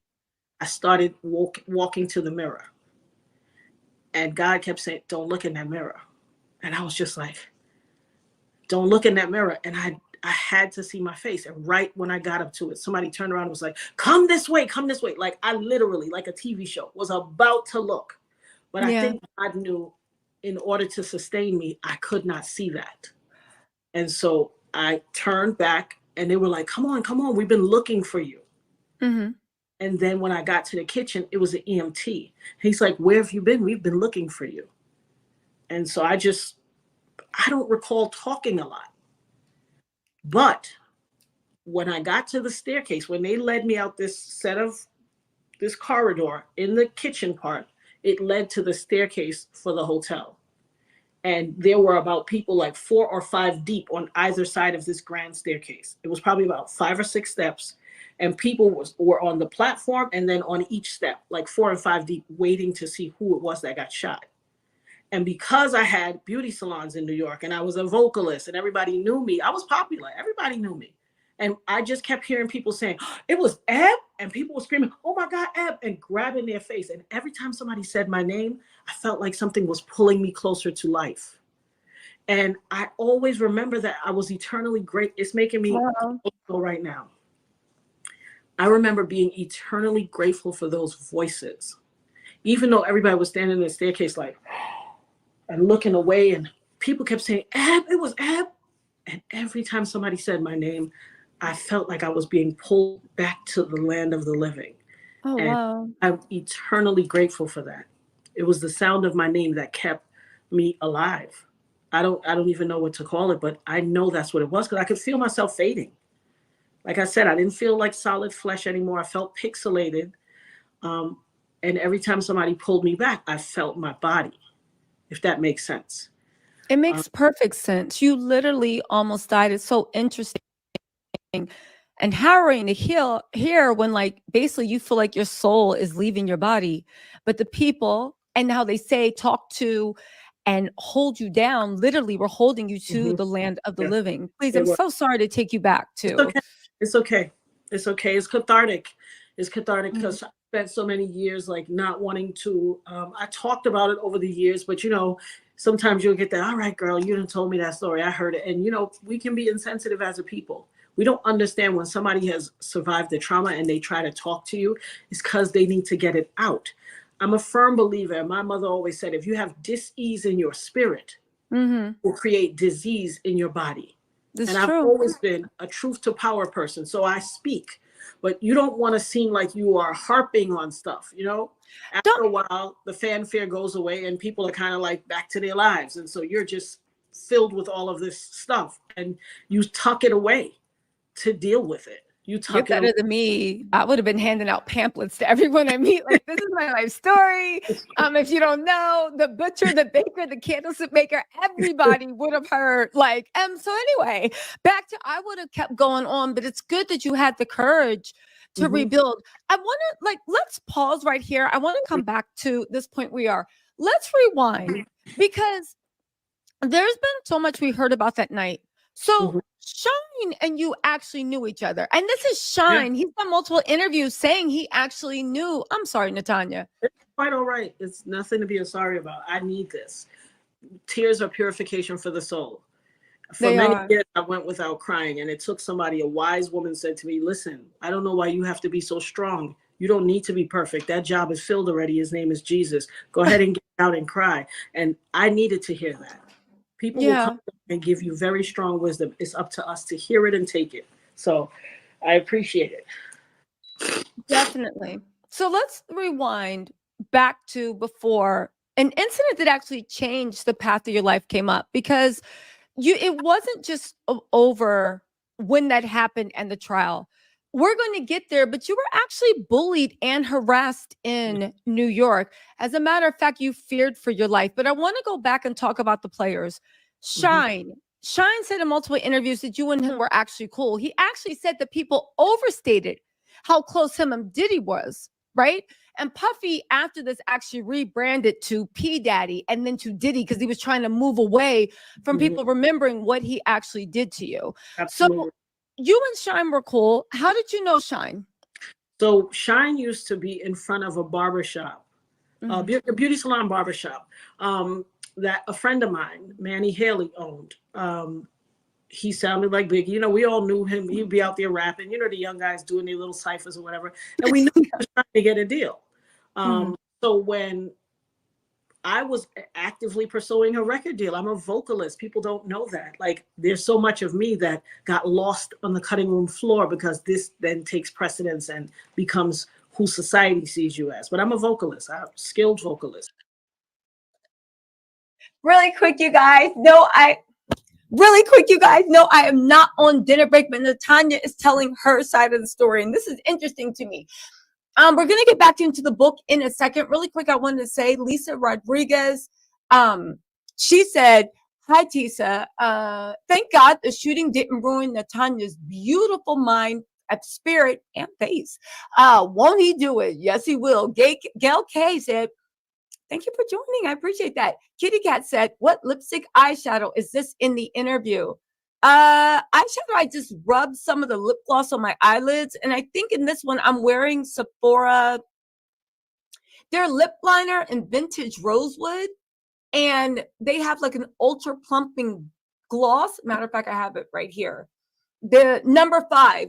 I always have this gloss. When y'all be like, you got lipstick on your teeth. It's not lipstick, it's gloss. It's their number 5 ultra plumping gloss. That's like the combo that I use when I want like a nice little natural, serious Barbara Walters beat. Also, Diana Williams said, I've been catching up on your videos all day. Ain't no housework getting done. And I don't be doing ish. I know my boyfriend be coming home mad. Like, you ain't even clean. I was busy researching stuff. Thanks for keeping us updated with all the tea. R.I.P. Kim, may all the victims get justice. Absolutely. Gail K, thank you so much for the super sticker.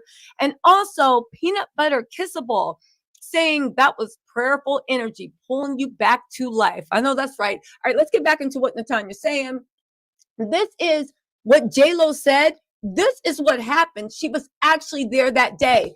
And listen, every victim comes forward and tells their truth on their own time. I will never judge somebody that tells the truth, someone that is feeling too scared to come forward and tell their truth. You know, somebody that wants to monetize their truth. Get it any way you can. Natania actually was one of the first people that actually sued Diddy, and we're in court, a multi-million-dollar settlement from Diddy. Okay, so listen to this. I got the gift from God and my grandmother. God rest her soul. Very talented. My grandmother. And so thank you. I appreciate that. And I, you know, I was doing sessions. I would book studio time. I mean, my life was popping. I had beauty salons. I was living good. I was doing my thing. I was nobody's charity case by any means. You were young, beautiful, and you had some money. Life was good.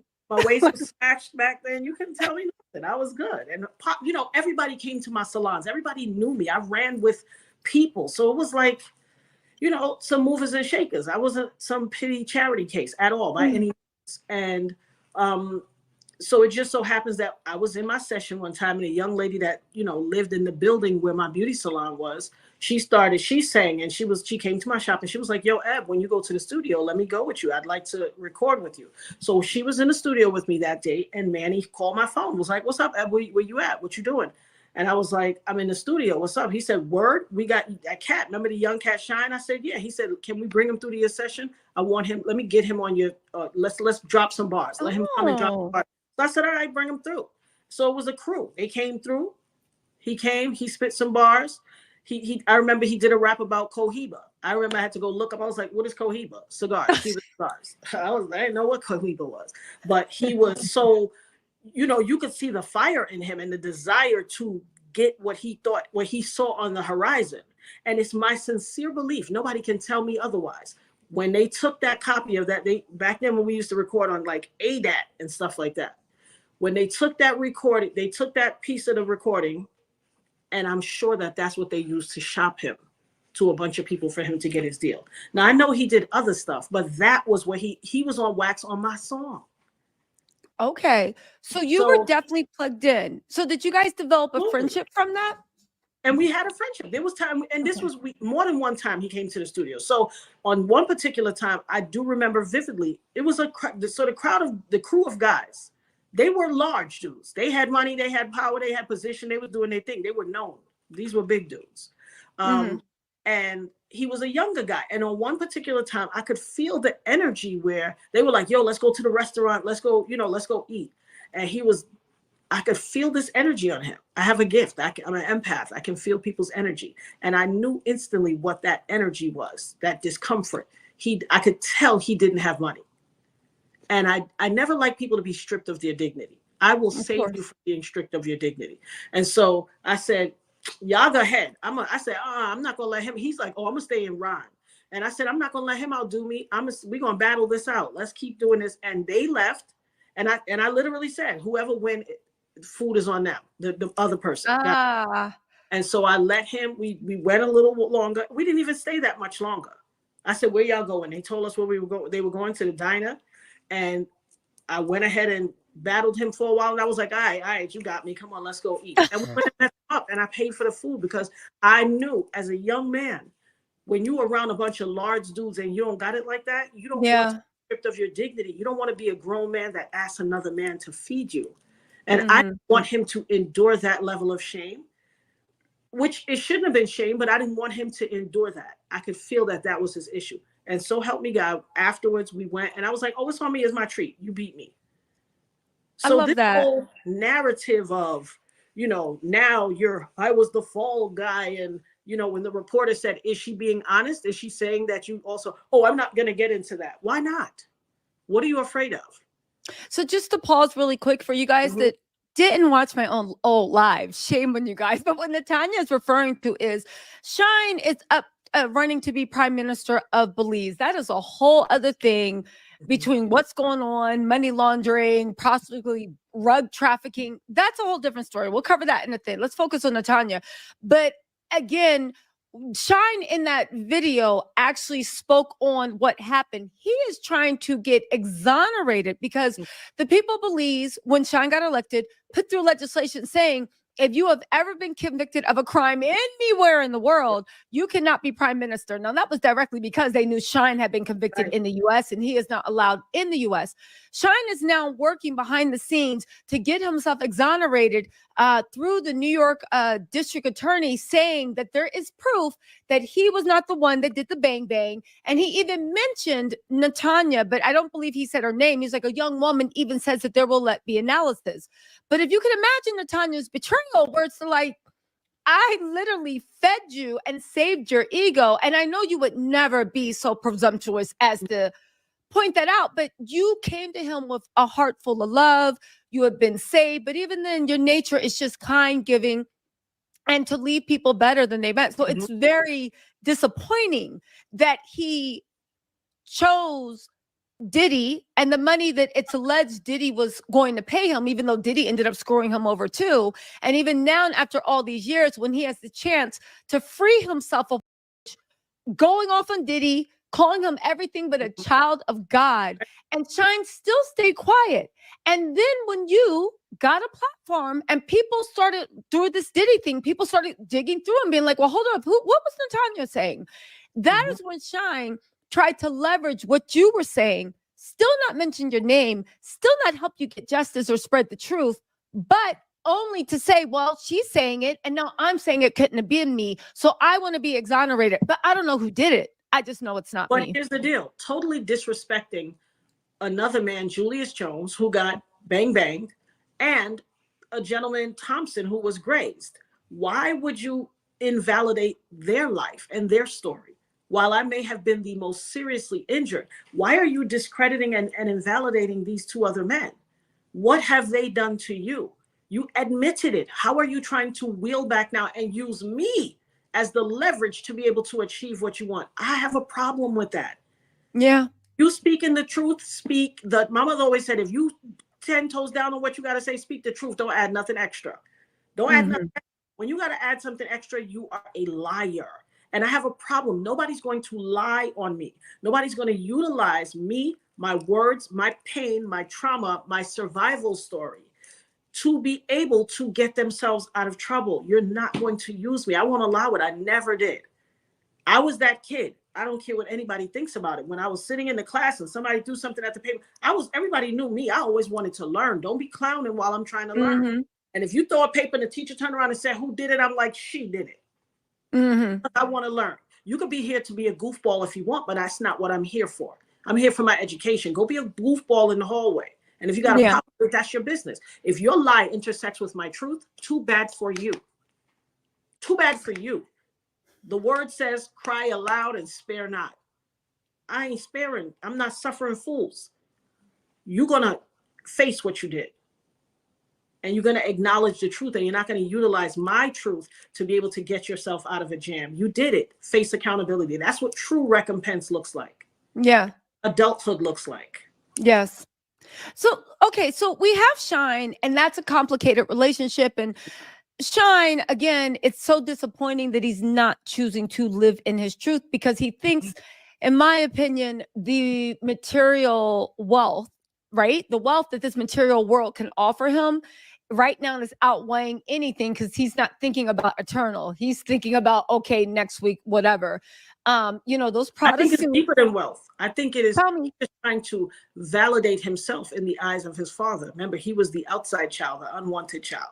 Let's talk about that. College his whole life. While his father was living it up in Belize, he was in Brooklyn suffering, by his own words, struggling with his mother. And so I don't sit here and find joy in anybody's not feeling validated or not feeling acknowledged by their parent. Okay. Whatever renewed connection they have was not as a result of, oh, let me get closer with my child and this, that, the third, let me redeem my wrongs. It was, you were sent back home by default. And so in that, you are trying to establish yourself as, see, I'm not bad. I made something of myself. And listen, I've watched him over the years. I watched when he went back to Belize, and he was a community activist before he got into politics. And I was proud of him that he was redeeming himself. But you're not going to come now after all that time and leverage your growth and your accomplishment on my back. No. Well, Diddy, his mortal enemy at one point, and his injection of money into his campaign fund is a very interesting arc too. There's a few comments people wanted I need to read to you, and then I want to go back to that night of the club and talk about JLo's role, and then we'll come back and talk about Shyne, Diddy, and moving forward, even with Diddy and the what some say was a 150K hit on your head that caused you to flee New York. And the way, because you got paid such a huge settlement, you were systematically harassed through people. A lot of people say were agents of Diddy, because his ego and his anger could not get past that. Really quick, let's get into some of these comments. Paula Barnes, thank you so much for the super sticker. Vita says, do you think Shyne was still fearful, like maybe Kid Cudi was? No, Diddy? he's an opportunist. He's an opportunist. This is about him elevating. He's the head of the opposition party. He's running for prime minister. The only way he can attain the seat of prime minister is if he is allowed to get out from under the conviction, because it is a law in Belize that if you are convicted of a crime, you cannot become the prime minister. So if he can get the conviction overturned by saying, oh, you see, I'm a fall guy, the lady said I didn't shoot her, without then continuing the full sentence and saying I shot the other guy, he is trying to get out. He could bang the other guy. My apologies. My apologies. It's fine. I keep please, no apologies. Listen, that whatever the Lord's will is for this podcast, it's the Lord's will. That it is. I don't believe it's based in fear at all. I believe that it's based in self-aggrandizement. I believe it's based in his own personal desires and nothing to do with the victim or survivor. Okay, I'm just going to turn my camera off for 1 second, but there's another question for you. So Keonce's World says, Natania, I wrote you on TikTok, and I'm so happy to see you're finally on here speaking your truth. Please note that it's footstool season. Those who tried to bury you literally will be the reason for your victories. I like the way that sounds, Keonce. Definitely. So really quick, it's above me now, said, praying for you. You were saved. God has his hands on you, and I'm glad you are here to tell your story. We support you. We 100% do support you. Also, if you guys are watching this on playback, there's going to be links to a lot of things Natania has going on. If you would like to support her, we're going to talk about that a little later, but there's plenty of ways to support. And there's a lot of ways that Natania has taken basically what the Lord has put in front of her and found ways and very real ways to support the community and others that might be in the same situation she was and situations she found herself into. So also talk in a second. Let me just get to this other comment and then we'll get back into the speed of things really quickly. Okay, I'm back. Sorry, guys. Okay, so also, who else is this? This is You're Connected Sick. Can you ask Natania about the 50K hit Puffy put on Scar's head after the shooting? You know what? Let's just jump into this. 50K hit on Scar's head, but a lot of people don't realize Natania also had a hit on her head. And for those thinking that, oh, maybe it was, you sure? You trying to, no, the DA actually relocated her down to Georgia because she was not safe in New York City. Natania, why don't you jump into that? First, let's address Indeed. Scar, and then let's talk about what you had to endure. So yes, indeed, I truly believe that it is my sincere belief that that is how Scar met his fate, because he literally had just gotten out of jail. He literally had just gotten out of jail. He refused to talk to the DA on record. He spoke to them, but he refused to testify in the court because, when you live that life and you live that street life, you have to get it how you live it. And there are rules to that game. Every game that we're in, there are rules to it. And he was abiding by the rules of the game and the life he chose. Scar's the man in the club. Scar's the Scar's the one that smacked Diddy with the money and the shootout. So sorry, just wanted to bring everybody up to speed. Go on, Natania. Mm-hmm. Sure thing. So I sincerely believe that's how he met his fate. He literally got out of jail, went to see some woman, and got banged in the head. He got banged in the head. I don't know that bag had ever been lifted off of him, but I know in regards to me, there was a credible witness or a confidential informant gave testimony to the DA that on the street there was a hit on me. There was a bag on my head. Any night I could look out my window, there would be 4 blacked out SUVs. I lived in the corner property, so there were 4 corners, and on each corner was a blacked out, big tinted out SUV. And I was terrified. I was a divorced mom. We weren't divorced at the time, but we were separated, and I had 2 children that I had to protect. And the DA got this credible threat and had to relocate me late one night. Now, that doesn't make anybody feel good. That's not a good feeling. So these people that are on the internet, like, she's chasing clout, she wants some clout. First of all, by the grace of God, I'm 53. Thank God that he saved me on that fateful day on December 27th, 1999, and I'm here to see it. But baby, when you're 53, you ain't chasing no clout. Yeah. I ain't never gave a what about no clout.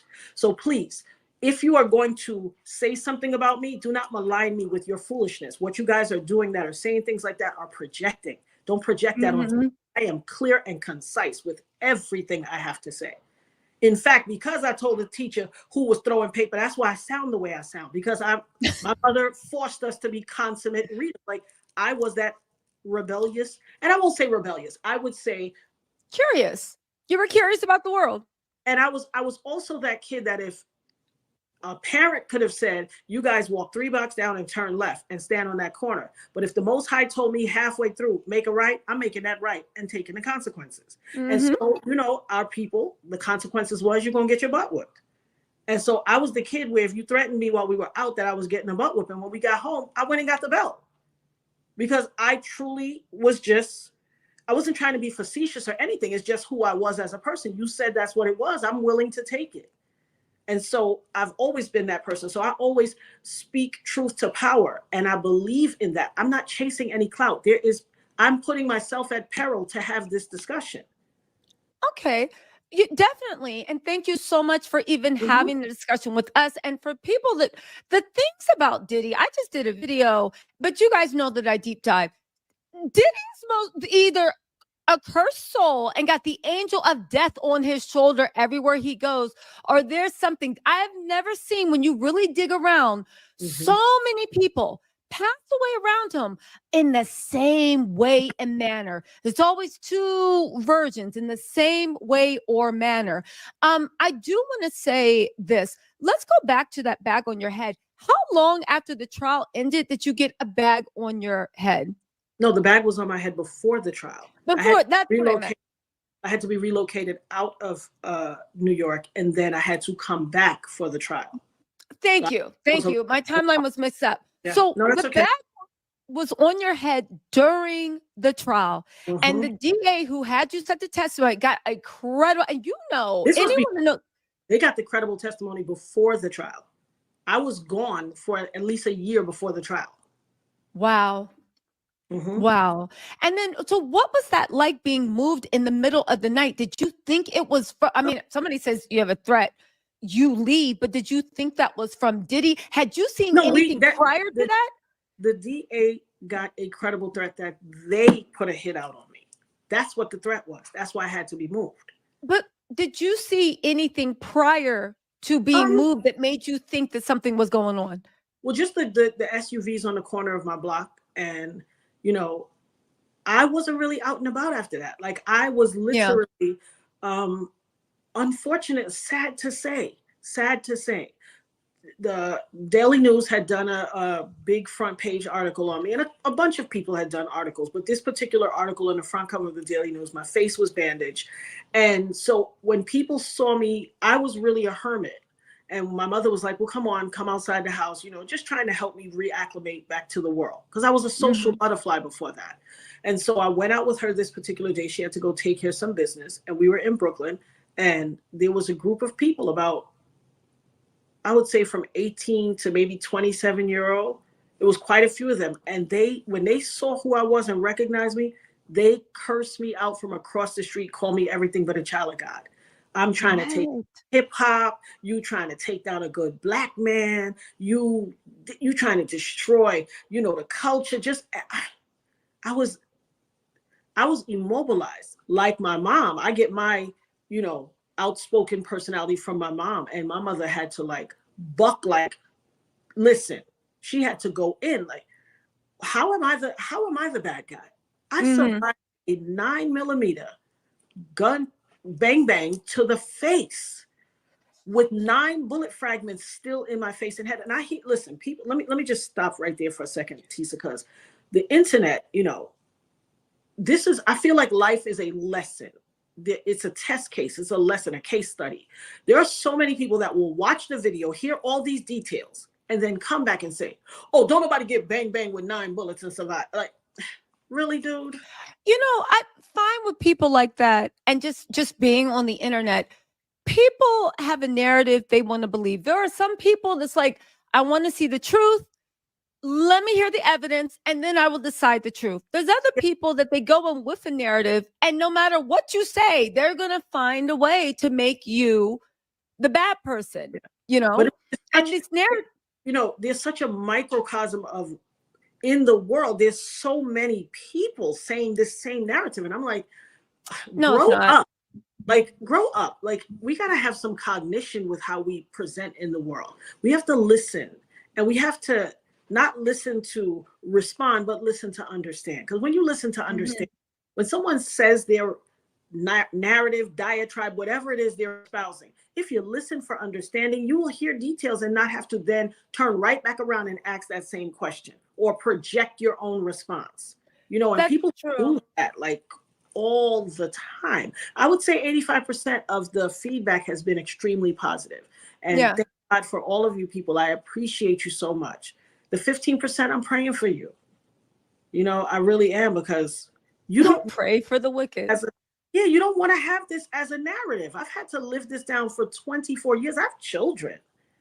This is a lot for my children. I have a daughter who was not even alive at the time, that I have to see that at times, you know, she has a very exciting and fruitful life. And I know there are times where she's ashamed of it. Like, she doesn't want anybody to know. No teenage girl wants people to know her mother got bang bang. Because here's the thing. I've had people over the years, 2 different people in particular, that one I knew from work when I was down here. Nobody knew down here before this came out. And I had 2 different people that didn't know each other at 2 different points in my life, both say to me when they found out I got pow-powed in the face, oh, who husband you stole? What? It doesn't occur to you that somebody's an innocent bystander. It doesn't occur that somebody's a victim of something. I had to be a husband stealer. Mind you, I'm not even that type of person. I was like, do you know me? So it must be a great relief now, or at least not relief, but it must be a weight off your shoulder that as much as people want to defend this person, who he truly is to his core is being revealed right now in real time. And the more we actually look, the darker and darker and deeper the rabbit hole goes. So who he is finally being revealed. Let me ask you a question. You know, so there's Shyne, right? And with Diddy, you actually had to be relocated. So that night, let's go through the people. Shyne went to jail for 10 years. He also got deported, but Diddy was the one that was like, yo, deport him. Wolf was there. Wolf was Diddy's best friend. Wolf is dead. I had what's his name? I had Gene Dill on the channel, and he actually said that when it came down to Wolf, Wolf got in an argument with somebody at another club, and they called Diddy like, yo, get your man or else I'm going to do something. And Diddy basically gave the okay. Wolf was his best friend. Would you like to know who that was? Go on. That was Big Meech. That's how Wolf. Yeah, so Big Meech was in the club. There was an argument that ensued, but the thing is, they called. Yeah, because there was a wiretap on Diddy's phone, because apparently Diddy's phone, but the Fed's been watching Diddy for a while. This is back in 1990 something. Yep. Diddy basically gave the okay and said, do what you got to do, and hung up. It was in the early 2000s. Oh, sorry, early 2000s. Yeah. So Diddy said, do what you got to do, and hung up. And that night, Wolf didn't make it home. So the 5 people that were there, Wolf deleted. There was also Scar, person that smacked Diddy, deleted, right? All this happened within a few years of each other. We also have Shyne, we know what happened to him. We have Diddy, we know what God's dealing with him now. Let's focus on JLo's role, because JLo was in that club too. And she has been able to walk away from this, and she was painted as a victim. She stayed by Diddy's side. People even said she wore that green JLo dress to kind of change the narrative of people talking about what had happened with her and Diddy. What do you feel JLo's role was in this situation? Because a lot of people said she was culpable because she was the one using her celebrity and power, and also her white Latina. Don't come at me, y'all, saying JLo is Afro-Latina. She is not Afro-Latina presenting, but using her white Latina privilege to actually, at that time, right? At that time, to get a gun through security, because you look at her, she's a superstar, she's glamorous. What do you say about that? I say you are 100% correct. I have said that from the beginning, because here's the deal. We're not taking a guess. We're not surmising. We have countless stories in history, in the history of now and everything in the last 24 years. If 4 African-American men are in a car and there is a gun, that gun belongs to 4 people. No one gets off. They all go. So the fact that she was allowed to leave because she cried, let's be honest. I've said it before, and I'm not going to even mince words on it. She was using her white skin privilege. And you can't tell me that you were so egregiously terrified and egregiously afraid because you stayed for another 2 years. That's true. Up in 2001. I got bang bang in 99. So you was riding out. You was Jenny from the block riding out, doing what chicks from the block do. Anybody who wants to act like now she can, add water and stir, poof, now I'm upper echelon, by all means, do what you must for your life, but you won't get away with this. The God I serve, his karma is best served. What role do you think she played a role? I believe, well, according to Lil Rod's lawsuit, she brought it in. She brought the pow pow in, according to his lawsuit. And it's not uncommon for what also Cassie said. He would make carry his pow pow. And then I believe it was somewhere else in history, he did that to someone else too. Listen, what I know about old dogs, they don't change their stripes. They do what they do. Complacency breeds contempt. That is something my mother said all my life. If you keep doing a thing like leaving the jelly open and not wiping the countertop off after you make a sandwich, and I never correct you and I don't get on you and make you know that that's wrong, and you are left to your own devices, complacency breeds contempt. Not only will there be jelly on the jar, it's going to be jelly on the countertop, crumbs everywhere. It's just going to be a nasty roach infested place if I let you keep doing. It's only when you face correction you change. If it ain't broke, don't fix it. If you have been getting away with nefarious deeds and bad, malicious deeds, and no one holds you to the table and holds your feet to the fire, you will get worse.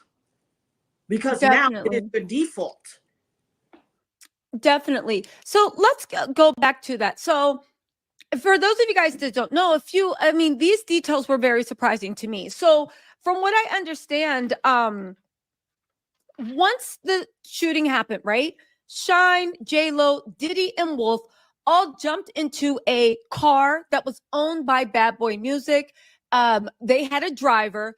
They rushed through. They ran almost 20 red lights. There were reports that it was 11, but they ran 20 blocks and it was red light. If anybody's ever been in New York, you know that if you miss one red light, it's red light. So there's no way you can run a red light and then get a few green. It's red light, red light, red light.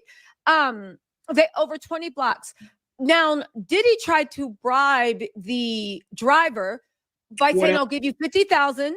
The driver should have held out for more by saying, I'll give you 50,000. And he gave his pinky ring worth of 40,000 as collateral. And then later on, he did pay him 50,000. Fortunately, the driver in the criminal trial actually said that Diddy offered to bribe him, and he told the truth. On top of that, there were actually 3 bang bangs on the scene. One Shyne had. One was on the floor of the car, but also there was a third bang bang that was recovered that the police heard get thrown out of the car. I heard, saw, and one of the police said it looked like a woman's hand. That's what a cop did back then. And the funny thing is about it looked like a woman's hand. There's Wolf, there's Shyne, there's Diddy, there's JLo. 3, Wolf and Shyne are probably the same complexion, but 3 very different complexions. Diddy, Wolf and Shyne, and JLo. They said they saw a hand throw it out. It looked like a woman's hand, but they highly implied it was JLo because JLo was paler than everyone. So you have the only woman on the scene. The only woman on the scene, a different complexion, and they see it thrown out. Now, again, there's 3 men, right? There's 3 guns, unless they got Shyne or somebody in there like Wyatt Earp just strapped up ready. So it makes sense. There's 3. In the trial, they tried to say that Diddy arrived through with a different vehicle, right? So let me just rewind. So oddly enough, when I actually looked into this case, it was actually very, very interesting in the fact that Diddy's lawyer, back then, I think it was Benjamin Braffman. He was a big mob lawyer. He represented Sammy the Bull, I believe. He actually gave the same defense that Diddy's using now. 1, he didn't do anything. Everything's a lie.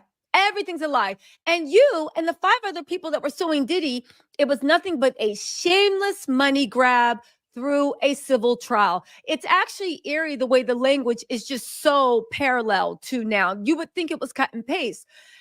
He said Diddy couldn't have done it because he arrived in a different vehicle. Now, the driver to the vehicle was like, that's weird because I brought him there. Another person said, what are you talking about? He was in the same vehicle. But more importantly, like a lot of people said, what does it matter if you came in a different vehicle? That means 100% that gun was yours, because how did the third gun get into the car? Interestingly, Wardell Thunderson, the driver, who was a fill-in driver, said, I saw him with the gun before. He said it in the trial. Yes. So it was go.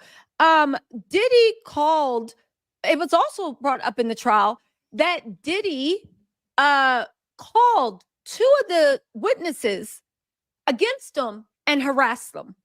Literally tried to make sure they didn't show up and harassed them. In my words, I think it sounds like he was threatening him. But again, for some reason, it didn't make a thing. This feeds into why people think that Diddy is or was some type of Fed informant, because how in what world, especially back then in hip hop, they were trying to lock every rapper up. Yeah. The fact that Diddy was so high profile and he was just being able, people are saying that Diddy actually cut a deal to do whatever, and this is how it got away. On top of that, both witnesses that he tried to call and harass, bribe, whatever you want to call it, they both said that they saw Diddy with the gun, and they know that. Oh, and they also called 2 other times outside of this trial that Diddy had been caught with guns to show that he had a proclivity for guns.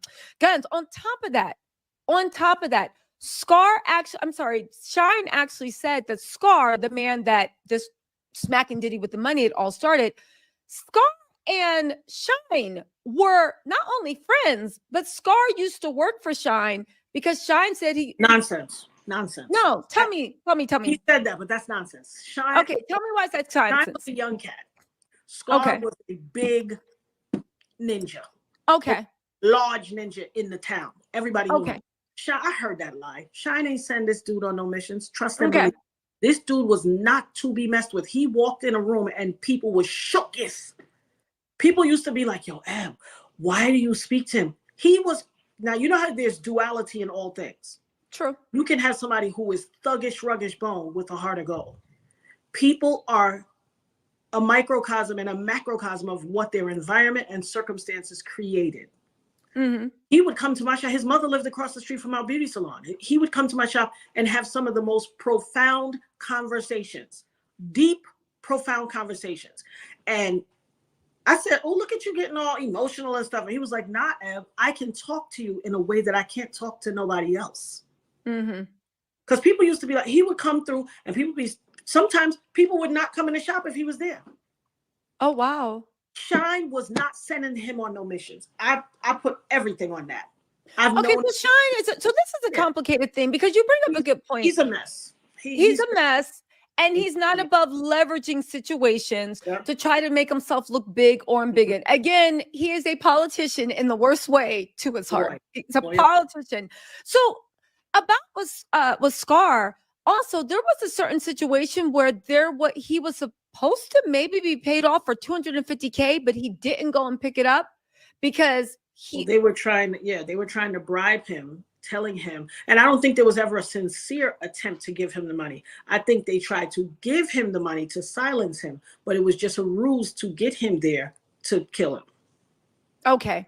Again, why are we bringing this up? Because it's like to act like Diddy was just a street producer, a producer that came up off the streets, and all of a sudden all this stuff is happening.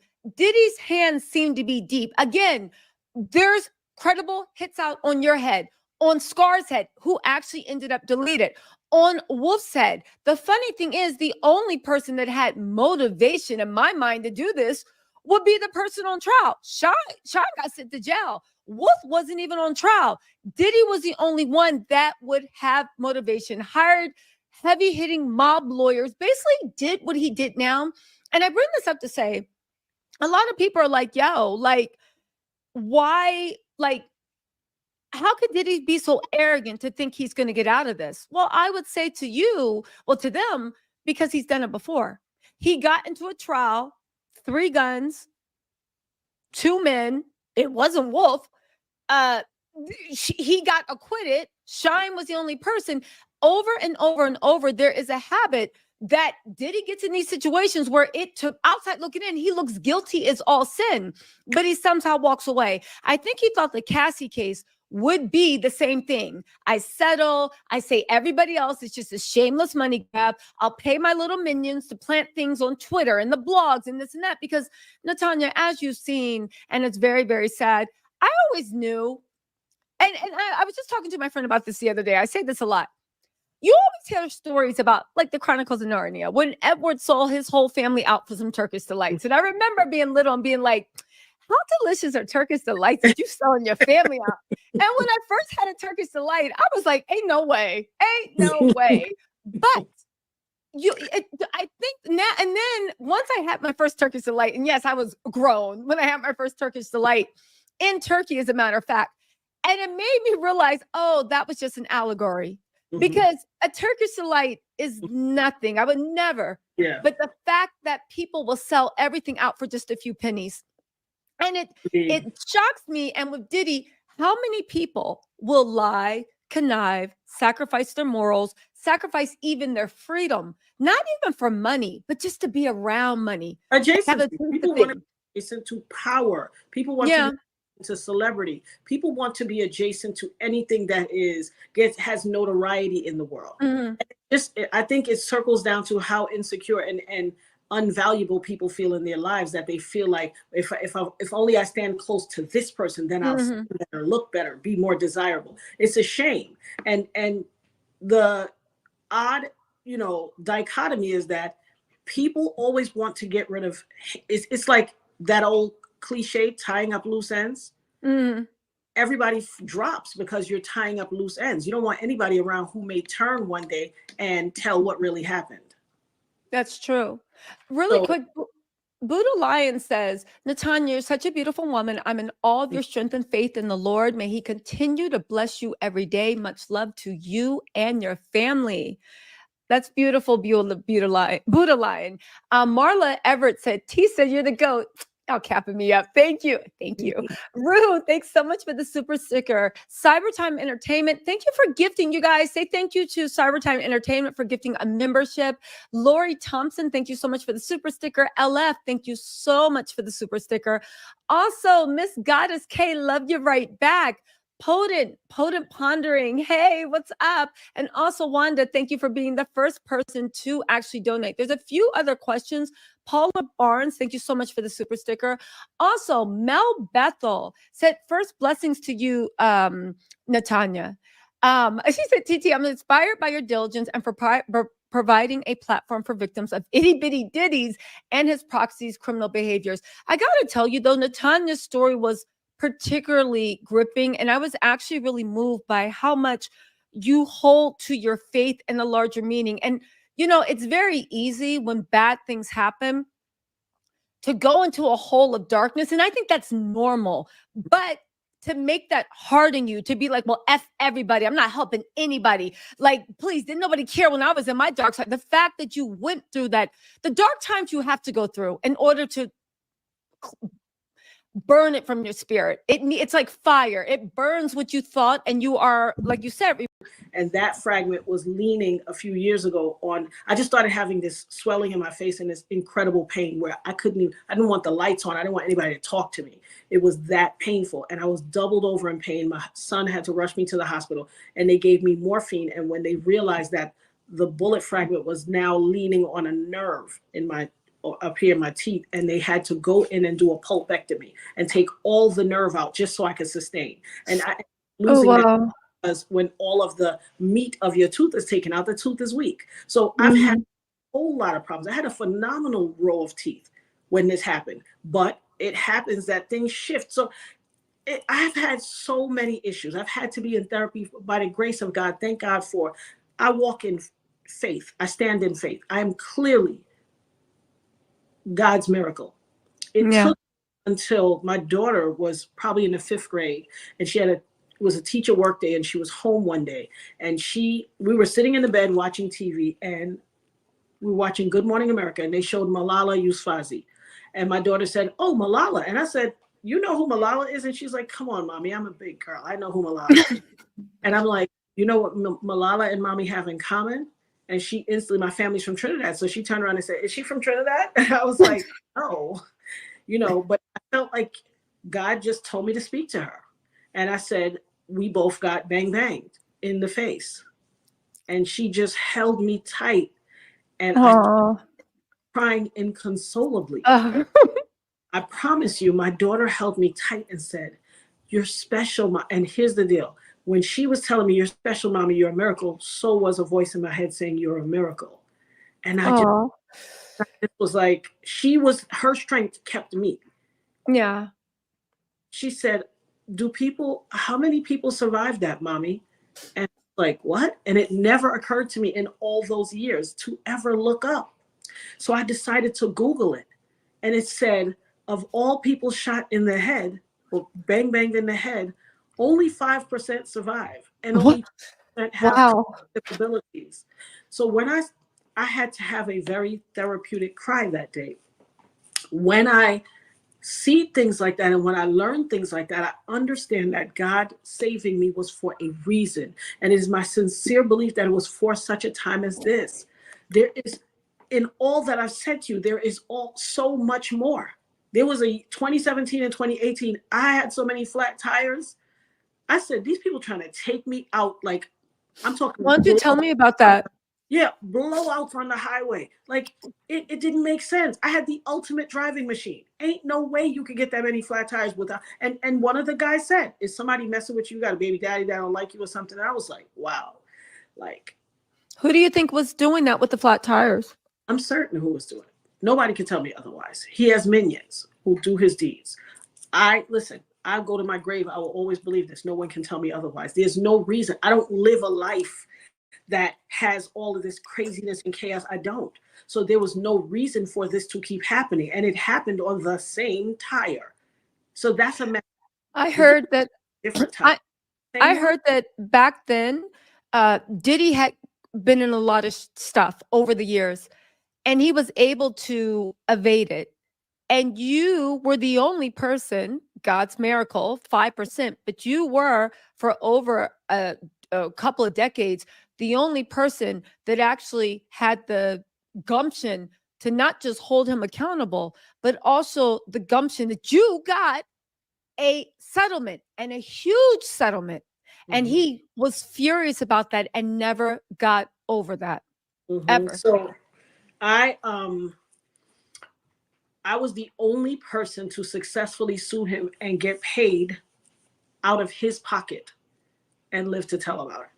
He had to pay me out of his pocket, not an insurance company. Most people that have been harmed by him and got a settlement got a insurance payment. At the time, he dragged out our settlement thing for so long. It was 12 years later that we finally settled. So a lot of people don't know. It was just 12 years. And so that's why it was happening. The city college people was 12 years as well. It was trying to break me or ruin my life so that there was no payout because his insurance company refused to pay and then filed bankruptcy and went belly up. He had to pay. He has never gotten over that. It's one thing because you hear these stories where he's like, he don't pay for nothing and he's cheap. And it never sat well with him. And I'm telling you, I know for a fact the foolishness that would happen to my life. I could take my kids to a restaurant, pull out my card, declined, pull out my next card, declined, go in my checking account and cash out money to my son, the same money in the card that was declined, and he could pay for it. Like it happens all the time. If I make a live, when this first came out and I made that live, girl, I was sitting at the gas station, couldn't even log into my bank. Telling people since 2016, I'm like, yo, somebody's hacking me. Somebody's hacking me. My girlfriends, and I only found out because of this time that most of my girlfriends, the ones, they didn't believe me. I didn't even know. I think I was more hurt because of that. Yeah. They were like, oh, girl, we just thought you was exaggerating. And why are you thinking about you? And because you can't understand the mind of a madman. You are not him. You don't have. And we know now. Yeah, he's sadistic. People can see now the lengths that he goes to. But at the time, I didn't even know they didn't believe me. They was like, oh, girl, for real? Oh, man, I just messed up. They came. No, you was like, girl, he was telling the truth. I said, what? What do I have to lie for? I'm not a lie. Listen, I used to say something when I was in my mama house. I'm too fly to lie. Hey, guys. Okay, you guys, listen. Okay. I just finished preparing the rest of the links to the book for everybody that's on live. Hold on, we're about to get back into the book. Les, you said this was chilling. To Shmika Williams, thank you for becoming a member. Also, Emily Sher, thank you so much for gifting a membership. You guys, make sure you thank Emily. And Stacey Gregory, yeah, right? Gregory said, I believe everything she is saying. Listen, if you guys want to see the rest of the live that we actually had with Natania, the link is in the description box, a link to the full live, as well as her YouTube channel, The Dopest Nerd. please make sure you guys go support. Okay, so listen. What's the move? What's the plan? This is what we're doing because this live is so long and I don't want it to get buried. Everybody, okay? I just need to switch out the microphone. Can you guys meet me back on this channel in less than 5 minutes and we are going to get into the rest of Kim's book. It is going to be part 2. I'm going to be reading the book. There won't be any interjections at all. Meet me on the channel in 5 minutes. If you're watching this on playback, this is part 1. Part 2 will probably be up. 100% will be up by the time you get to this point. All right. I'll see you back on my channel in less than 5 minutes. I know I always say I'm coming back and then I disappear, but this time I actually am coming back. 5 minutes, y'all. I will see you guys soon. Okay. And we're going to read the rest of the book. I had to take screenshots of the book. Listen, it's a whole big thing. It doesn't matter. I'm going to be there. I'll see y'all in 5 minutes exactly for the rest of the book. And if you want to see the rest of the interview with Natania, it gets actually really deep and soulful. If you like connecting with emotion, it's very tearful. More information comes out. The link is in the description box. And also the link to Kim Porter's book is also in the description box. But you can go to Amazon and Google. I think it's Kim, her own words, her story. Just Google it. It's there. Also, you guys, make sure oh my gosh. Okay, make sure make sure you guys meet me in 5 minutes. Okay, I will see everybody soon. 5 minutes. Be back soon, you guys. If you're watching this on playback, you'll see part 2.